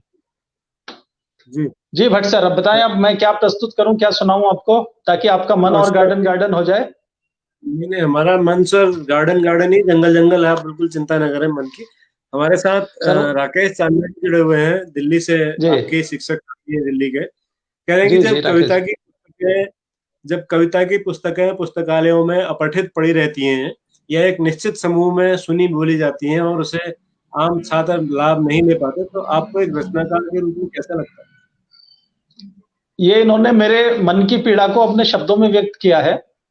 उनकी भी पीड़ा रही होगी संभवतः। जी, उनकी भी पीड़ा है। देखिए साहब, किताबें पढ़ने के लिए होती हैं और हमारे पुस्तकालयों में जो भी पुस्तकालय अध्यक्ष होते हैं उनको ये डर होता है कि किताबें फट ना जाएं। अरे किताबें प्रयोग होंगी तो फटेंगी भी भाई, फटेंगी तो नहीं आएगी। और इसके लिए जरूरी है कि आपको ध्यान हो तो दोनों महानुभाव, जब हम पढ़ते थे अपने समय में तो एक पुस्तकालय का भी एक घंटा हुआ करता था, पीरियड हुआ करता था। भाषा के अध्यापक की जिम्मेदारी है, चाहे वो किसी भी भाषा का शिक्षक है, कि पुस्तकालय अपने 6 दिन के पाठ्यक्रम में 1 दिन कम से कम पुस्तकालय के लिए दें और बच्चों में पढ़ने की रुचि जगाए। मैं भट्ट साहब आपसे बड़ी इस बात को विनम्रता से कहना चाहता हूं कि वर्तमान दौर में कविता का संकट नहीं है, वर्तमान दौर में साहित्य का संकट नहीं है, वर्तमान दौर में पठनीयता का संकट है। अभी आदरणीय जोशी साहब ने बताया कि मैं अपनी पीठ पर हमेशा पुस्तकें लाता था। भाई साहब, आप पीछे देख रहे होंगे मेरे घर में ये सब अलमारी पुस्तकों से भरी पड़ी है। मेरा अपना पुस्तकालय है जिसमें 1000 के आसपास पुस्तकें मेरे पास हैं। पढ़ने का मैं भी शौकीन रहा हूं और शायद इसलिए छोटा मोटा लेखक बन पाया। तो ये पठनीयता का जो संकट विद्यालय से शुरू होता है सर। यदि हम अपनी कक्षाओं में बच्चों को पढ़ने के लिए प्रेरित करें, आज हमने क्या है कि बिल्कुल सेल्फ ओरिएंटेड, सिलेबस ओरिएंटेड बच्चे तैयार करने शुरू कर दिए। हमें केवल सिलेबस में मार्क्स चाहिए, उसके अंदर साहित्य का विकास हो, एक अच्छा बच्चा तैयार हो, इस तरफ ध्यान नहीं कहाँ है साहब। हमें तो IIT में भेजना है, हमें तो नीट में भेजना है, हमें तो उनके एक एक नंबर की काउंटिंग करनी है। आदमी कितना अच्छा बना इस चीज की चिंता नहीं है, कितने दिन चलेगा नहीं चलेगा कुछ नहीं पता, लेकिन नंबर 100 में से 100 लाएगा। तो एक भाषा अध्यापक के रूप में मेरी भी जिम्मेदारी है और सभी शिक्षकों की जिम्मेदारी है कि बच्चों को लाइब्रेरी में उपलब्ध पुस्तकों के बारे में बताएं और जो भी उनका आयु वर्ग है उस हिसाब से उन्हें पुस्तकें सजेस्ट करें। प्रधानाचार्य भी रुचि दिखाएं इस चीज को लेके कि भाई हर साल हमारी सरकार का इतना पैसा इन पुस्तकों में लगता है और पुस्तकों में ज्ञान के खजाने हैं साहब। आप यदि चाहें तो एक पुस्तक गीत में आपके सामने प्रस्तुत करने की इजाजत चाहता हूं आपसे। स्वागत।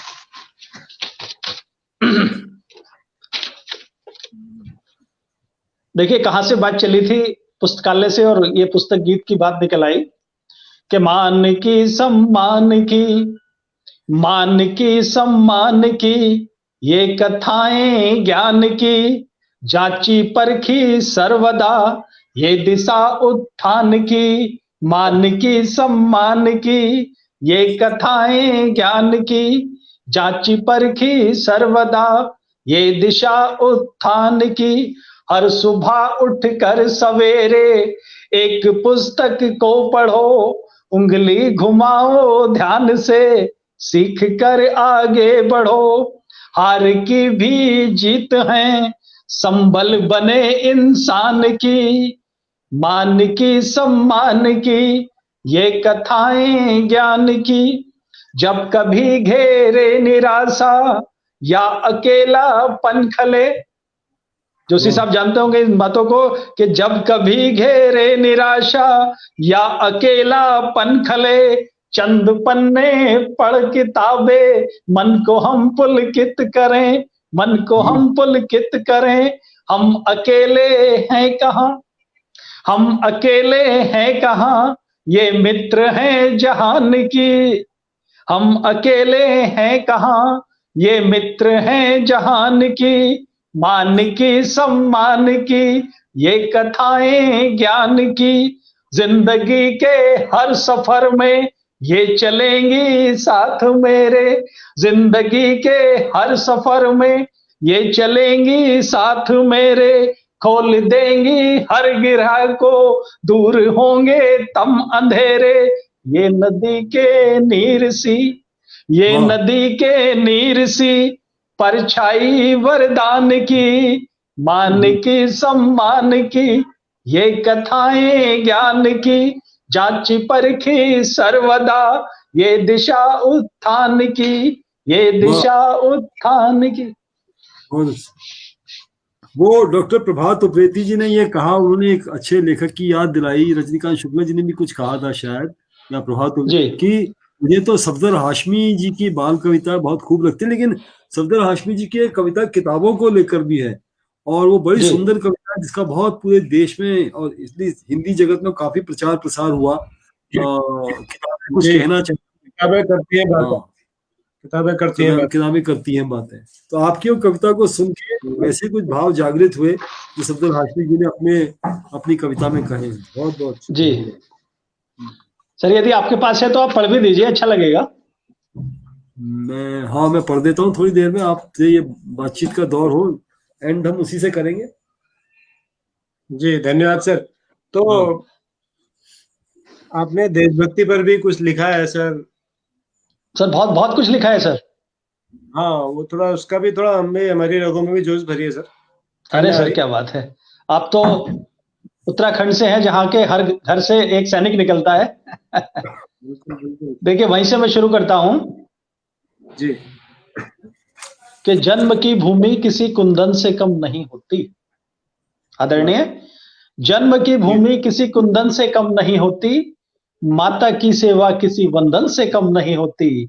और आओ लगा लो प्यार से मस्तक, देश की माटी किसी चंदन से कम नहीं होती, देश की माटी किसी चंदन से कम नहीं होती। और देखिए साहब कि अपने उषा जिसे नित्य नहलाती, दुलराता दिन मान है।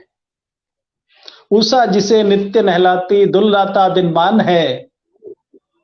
सागर जिसके चरण पखारे, पर्वत मुकुट समान है।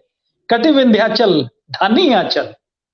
देखें भाई साहब, गंगा के मैदान का चित्र देखें आप, कि कटि विंध्याचल धानी आंचल दोनों घाट भुजाओं से, कटि विंध्याचल धानी आंचल दोनों घाट भुजाओं से, और निर्मल गंगा जल से सिंचित प्यारा हिंदुस्तान है, प्यारा हिंदुस्तान है। बहुत अच्छा। जब भी ये कलम उठे बलिदानों की कथा लिखे, जब भी ये कलम उठे बलिदानों की कथा लिखे, जब भी ये कलम उठे बलिदानों की कथा लिखे। ममता की सुनी गोद लिखे, अरमानों की व्यथा लिखे। जीते जी जो झुक न सके, कर गए देश हित प्राणार्पण, ऐसे अमर शहीदों की कुर्बानी का पता लिखे, कुर्बानी का पता लिखे।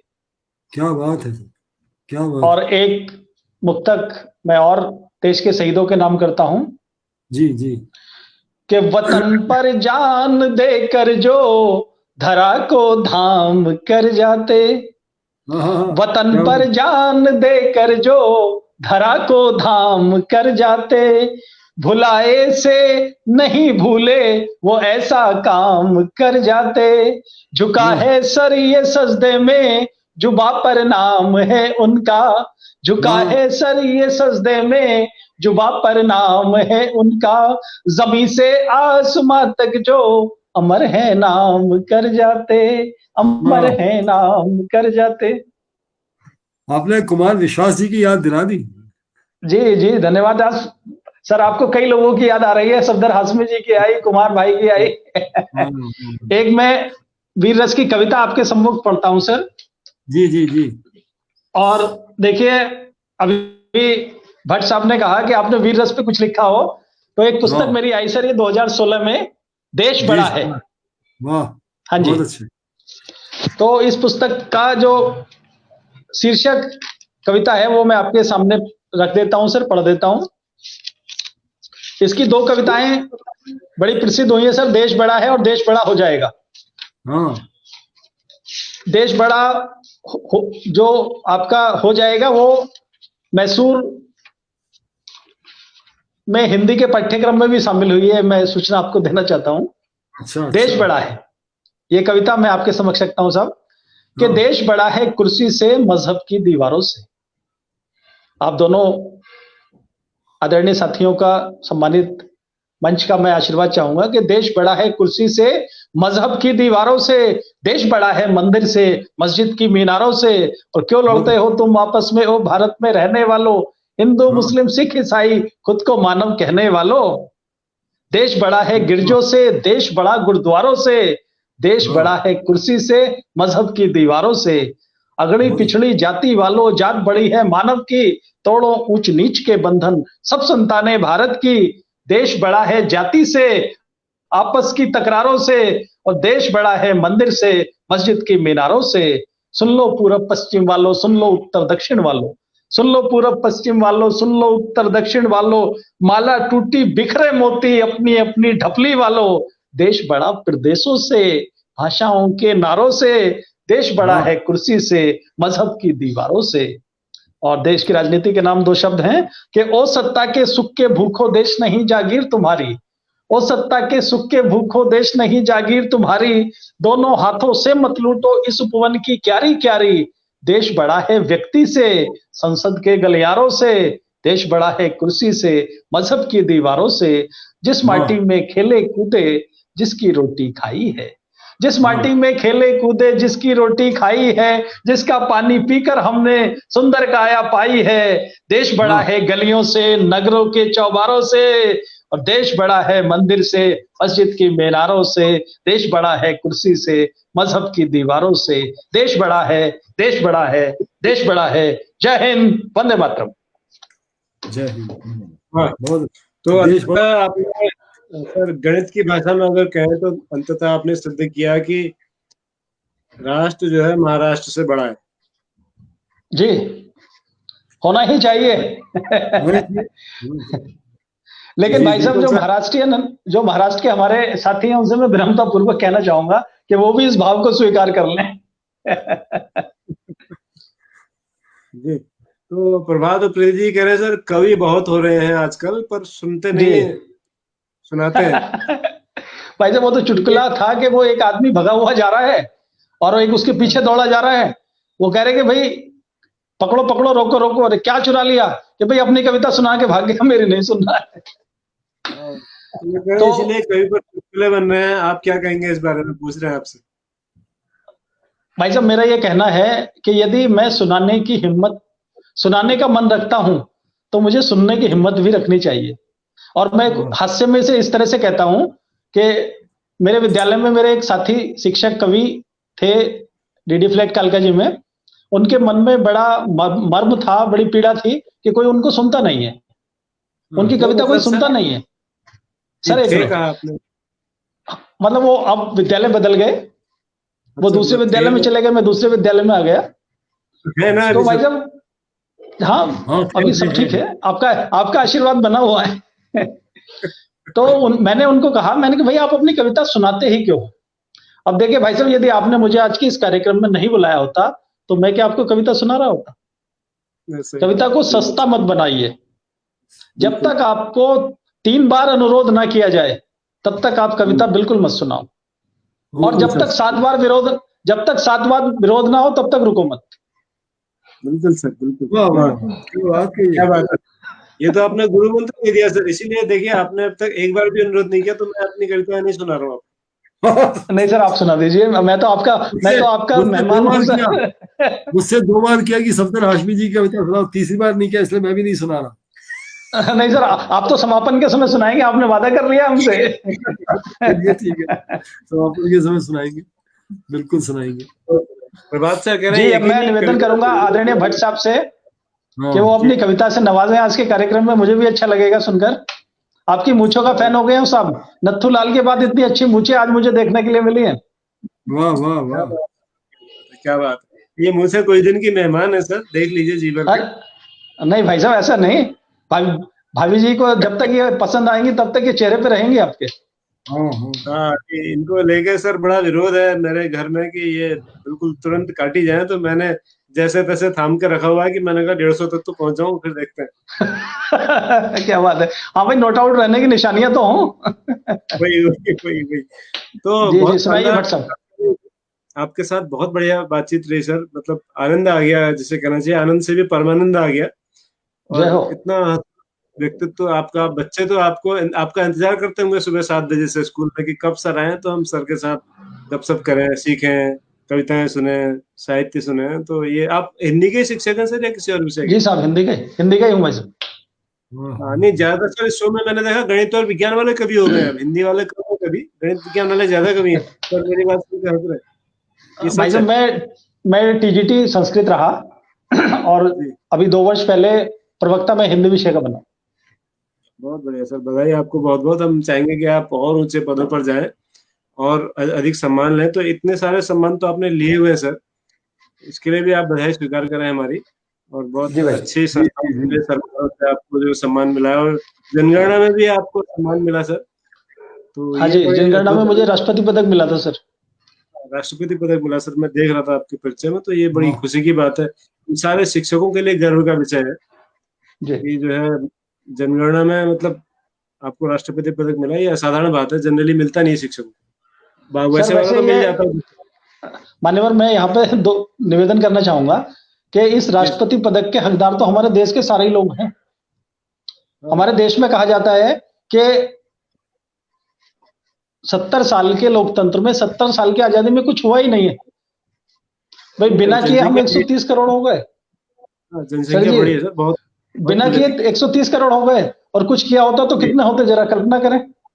तब मैंने 4 पंक्तियां लिखी हैं हास्य की, वो आप रख देता हूं आपके सामने। कि आजादी का हम सबने भरपूर लुत्फ उठाया, आजादी का हम सबने भरपूर लुत्फ उठाया, एक नया ऑस्ट्रेलिया हर साल बसाया, और इसे प्यार कहूं या प्यार की सुनामी, इसे प्यार कहूं या प्यार की सुनामी, एक फूल खिला नहीं दूसरा मुस्कुराया। बहुत बढ़िया सर, कमाल है। धन्यवाद, बढ़िया, लाजवाब। तो आप हमारे शो में आए सर, ये बहुत ही अच्छा लगा। और मतलब मेरे पास शब्द नहीं है, क्योंकि आज का शो जो प्लान था वो कुछ और था, और फिर वो होते होते किसी और स्वरूप में आ गया। तो रजनीकांत शुक्ला सर इस बात को बहुत बेहतर समझते हैं, जानते हैं, और मैं समझता हूँ। और हमारे हेमंत सर और बगोड़ा जी दोनों आज नहीं है, आज दोनों लोग वो भी समझते हैं। तो कभी कभी मेरी समझ में ये आया है, सर मेरी समझ में ये आया है भट्ट जी, कि कई बार स्थानापन्न खिलाड़ी जो नियमित खिलाड़ी है उससे बढ़िया खेल जाता है।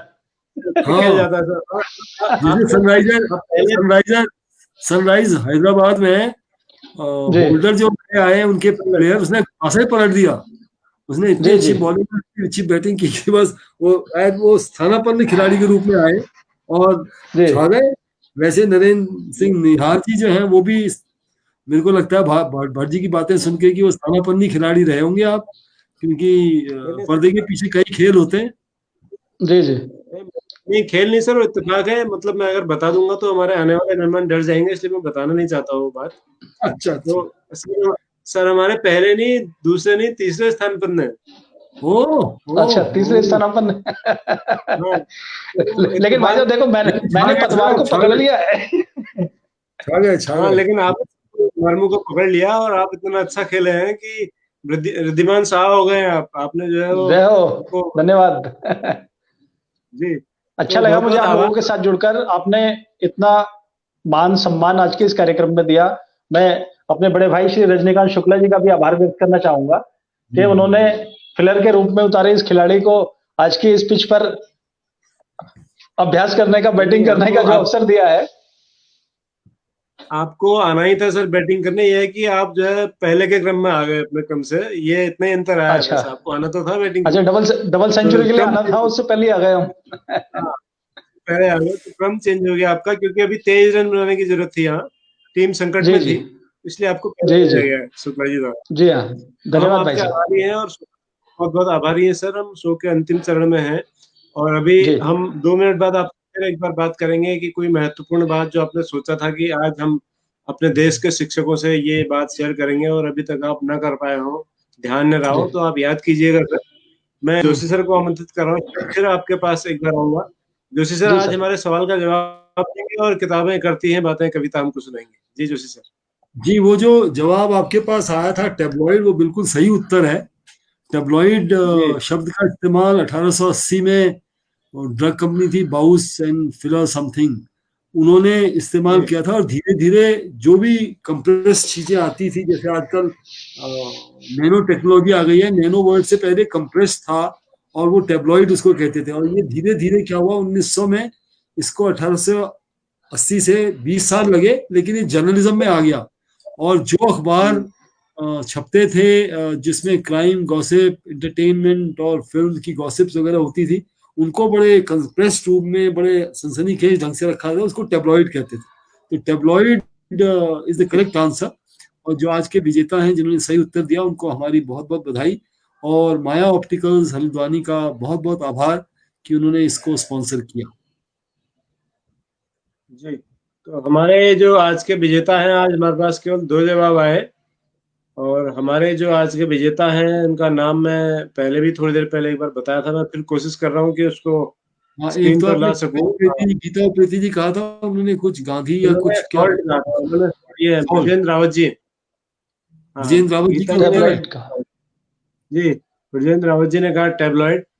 तो ब्रजेंद्र रावत सर बधाई आपको और धन्यवाद आपको, आपने जवाब दिया और बिल्कुल सही जवाब दिया। तो आपको एक खूबसूरत सा चश्मा आपके पास पहुंचेगा। आपसे अनुरोध है कि अपना पोस्टल एड्रेस और अपना मोबाइल नंबर मेरे इनबॉक्स में भेज दें मैसेज करके, ताकि हम कल ही आपका गिफ्ट, आपका पुरस्कार आप तक पहुंचा सके। तो सर आपके पीछे बहुत सारी किताबें दिख रही हैं बैकग्राउंड में, तो किताबें कैसे बातें करती हैं? सफदर हाशमी साहब ने क्या लिखा है, थोड़ा सा उस पर हम फिर आके फिर हम उनकी कविता छोटी सी है लेकिन बड़ी सुघड़ कविता है कि किताबें करती हैं बातें, किताबें कुछ कहना चाहती हैं, के नाम से छपी थी। किताबें करती हैं बातें, बीते जमानों की, दुनिया की, इंसानों की, आज की, कल की, एक एक पल की। किताबें करती हैं बातें, बीते जमानों की, दुनिया की, इंसानों की, आज की, कल की, एक एक पल की, खुशियों की, गमों की, फूलों की, बमों की, जीत की, हार की, प्यार की, मार की। क्या तुम नहीं सुनोगे इन किताबों की बातें? क्या तुम नहीं सुनोगे इन किताबों की बातें? किताबें कुछ कहना चाहती हैं, तुम्हारे पास रहना चाहती हैं। किताबें कुछ कहना चाहती हैं, तुम्हारे पास रहना चाहती हैं। किताबों में चिड़िया चहचहाती हैं, किताबों में खेतियां लहलहाती हैं, किताबों में झरने गुनगुनाते हैं, परियों के किस्से सुनाते हैं। किताबें करती हैं बातें, बीते जमानों की, दुनिया की, इंसानों की। किताबों में रॉकेट के राज हैं, किताबों में रॉकेट के राज हैं, किताबों में साइंस की आवाज है। किताबों का कितना बड़ा संसार है, किताबों का कितना बड़ा संसार है, किताबों में ज्ञान की भरमार है। क्या तुम इस संसार में नहीं जाना चाहोगे? किताबें कुछ कहना चाहती हैं और तुम्हारे पास रहना चाहती हैं। किताबें करती हैं बातें, किताबें करती हैं बातें, बीते जमानों की, दुनिया की, इंसानों की, आज की, कल की, एक एक पल की। ये कविता थी उनकी। बहुत सुंदर कविता सर, बहुत अच्छी कविता, बहुत अच्छी कविता। सफदर हाशमी जी अच्छे कवि थे सर। तो आज डॉक्टर प्रभात बहुत अच्छे नाटककार भी थे, नुक्कड़ नाटक शैली का उन्होंने भारत में शुरुआत की। हाँ, इसीलिए वो शिकार भी हुए। जी। ये कविता सर हम जब भारत ज्ञान विज्ञान जत्थे में थे, नुक्कड़ नाटक करते थे साक्षरता को लेकर के और तमाम मुद्दों को लेकर के, तो ये जी कविता हमने खूब गाई एक दौर में, बहुत हाँ अच्छी तरह से और हाँ बड़ी बहुत खूबसूरत कविता है बहुत जी। सर, हाँ पूरा ये। समेट देती है उसके व्यक्तित्व को किताबों। हाँ ये गाने योग्य कविता भी है। तो निहार सर, हम एक बार फिर कार्यक्रम समाप्त करने से पहले चाहेंगे कि आप अपनी जो बातें रह गई, शेष अवशेष विशेष, विशेष। वो हमसे कहें और फिर हम विदा लेंगे। मैं आज के इस कार्यक्रम में जुड़े समस्त महानुभावों, शिक्षाविदों, शिक्षकों और संचालक महोदय, हमारे विशेषज्ञ आदरणीय जोशी जी, आप सबका आभार और अभिनंदन व्यक्त करता हूं। और जहां तक कहने की बात है, अभी आपने शिक्षकों से कहने की बात की थी, तो माननीय भट्ट जी, मैं कहना चाहता हूं कि शिक्षक कोई पेशा नहीं है, कोई व्यवसाय नहीं है। शिक्षक राष्ट्र निर्माण का एक बहुत बड़ा दायित्व है और इस कार्य को हम जितने मन से करेंगे, जितने समर्पण भाव से करेंगे, उतना ही हमारे देश के बच्चों में, युवाओं में एक देश के प्रति संकल्पशीलता बढ़ेगी। वो कुछ बेहतर करने के लिए हमेशा तत्पर होंगे। तो पहले तो मैं अपने अंदर एक अच्छा नागरिक बोध लेकर रहा हूं शिक्षक के रूप में, और उसके बाद उस नागरिक बोध को अपनी कक्षा के विद्यार्थियों में उतार दूं। यही मेरी कोशिश होनी चाहिए और यही मेरा निरंतर प्रयास होना चाहिए। शिक्षक केवल इसलिए ना बने कि मुझे एक व्यवसाय के रूप में एक काम मिल गया है जिसमें कम काम करना है और इसमें बहुत सारी संभावनाएं भी हैं। तो मैं सभी साथियों से कहना चाहूंगा कि अपने देश को बड़ा करने के लिए, मजबूत करने के लिए, अपने समाज को बेहतर बनाने के लिए हम अपने इस कार्य को समाज सेवा के रूप में स्वीकार करें तो कहीं ज्यादा अच्छा होगा। और मुझे ये बताते हुए आपको बहुत हर्ष है, खुशी है कि हिंदी की गूंज का जो हमारा मंच है उसमें मेरे बहुत सारे शिष्य काम कर रहे हैं और वो लगातार हिंदी के प्रचार प्रसार के लिए हम काम करते हैं और उन बच्चों का सहयोग इतना मिला है कि कई बच्चे हिंदी में रोजगार भी पा चुके हैं। वाह, बहुत बढ़िया, बहुत ये हिंदी की सच्ची सेवा कर रहे हैं सर आप, बधाई आपको। और भट्ट साहब, मैं दो दोहे हिंदी के प्रस्तुत करके अपनी वाणी को विराम देना चाहूंगा जी बिल्कुल। कि हिंदी बोलो गर्व से, मन से लो स्वीकार। हिंदी बोलो गर्व से, मन से लो स्वीकार। हिंदी में रच बस रहा मातृभूमि का प्यार। हिंदी में रच बस रहा मातृभूमि का प्यार। हिंदी सीधी सरल है, लिखना भी आसान। हिंदी सीधी सरल है, लिखना भी आसान। और सपनों की भाषा यही भारत की पहचान, भारत की पहचान। जय हिंद, जय हिंद, जय। वाह, बहुत बढ़िया सर, शानदार, जबरदस्त, जिंदाबाद जी। बहुत आभार, अभिनंदन। आपने पढ़े ये जो दो है, इन सब, ये सब हमारे मन को मोहे। जी, दोहे मन को मोहे, बहुत अच्छे, क्या बात है। हमें बहुत और ये पसंद आया सर। आपके इस कार्यक्रम में भी जाएंगे, सोहे सोहे। क्या बात, सोने बन जाएंगे आपके। बेहतरीन सर, बेहतरीन। आप तो हर विधा के माहिर हैं। हमारा सौभाग्य है कि 147वें रन में आप हमारे साथ थे, 147वें दिन में आप हमारे साथ थे, 147वें एपिसोड में आप हमारे साथ थे, और इससे पहले के 146 एपिसोड हमारे YouTube चैनल विविधा पर उपलब्ध है। तो सभी साथियों से अनुरोध है कि अगर आपने वो एपिसोड नहीं देखे हैं तो आप उन एपिसोड्स को देखिए, YouTube चैनल विविधा को सब्सक्राइब कीजिए, शेयर कीजिए और ज्यादा से ज्यादा लोगों तक पहुंचाइए। मैं हर दिन कहता हूँ, हमारे दर्शक भी कहते हैं कि हमारा एक एपिसोड कई किताबों के बराबर ज्ञान लिए हुए, क्योंकि विद्वान जो हमारे हैं उनके पूरे जीवन का निचोड़ हमारे एपिसोड में होता है। तो आप जो है इसको जरूर देखिए और लोगों को भी भेजिए।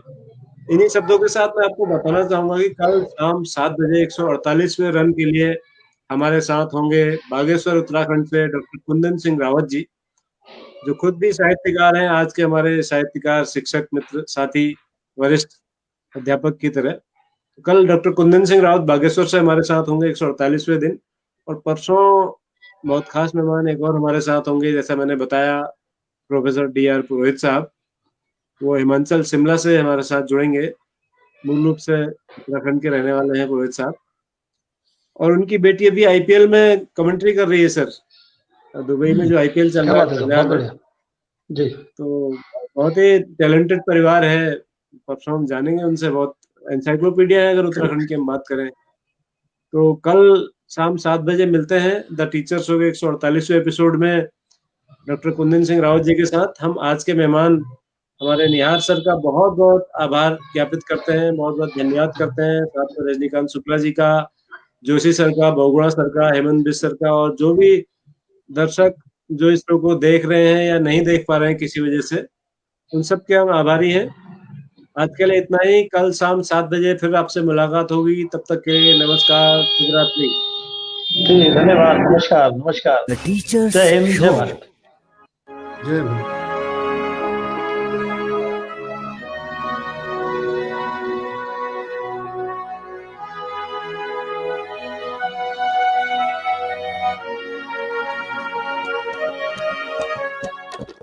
द टीचर्स शो है ये सरकार, द टीचर्स शो है ये सरकार। चलो जी हो जाओ तैयार, चलो जी हो जाओ तैयार, चलो जी हो जाओ तैयार। द टीचर्स शो है ये सरकार, द टीचर्स शो है ये सरकार।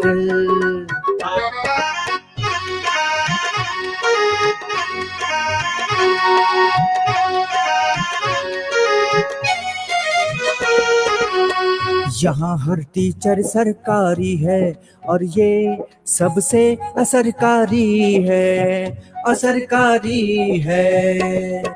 हमारा शो सब पर भारी है, ये जब से शुरू हुआ जारी है, जारी है, जारी है।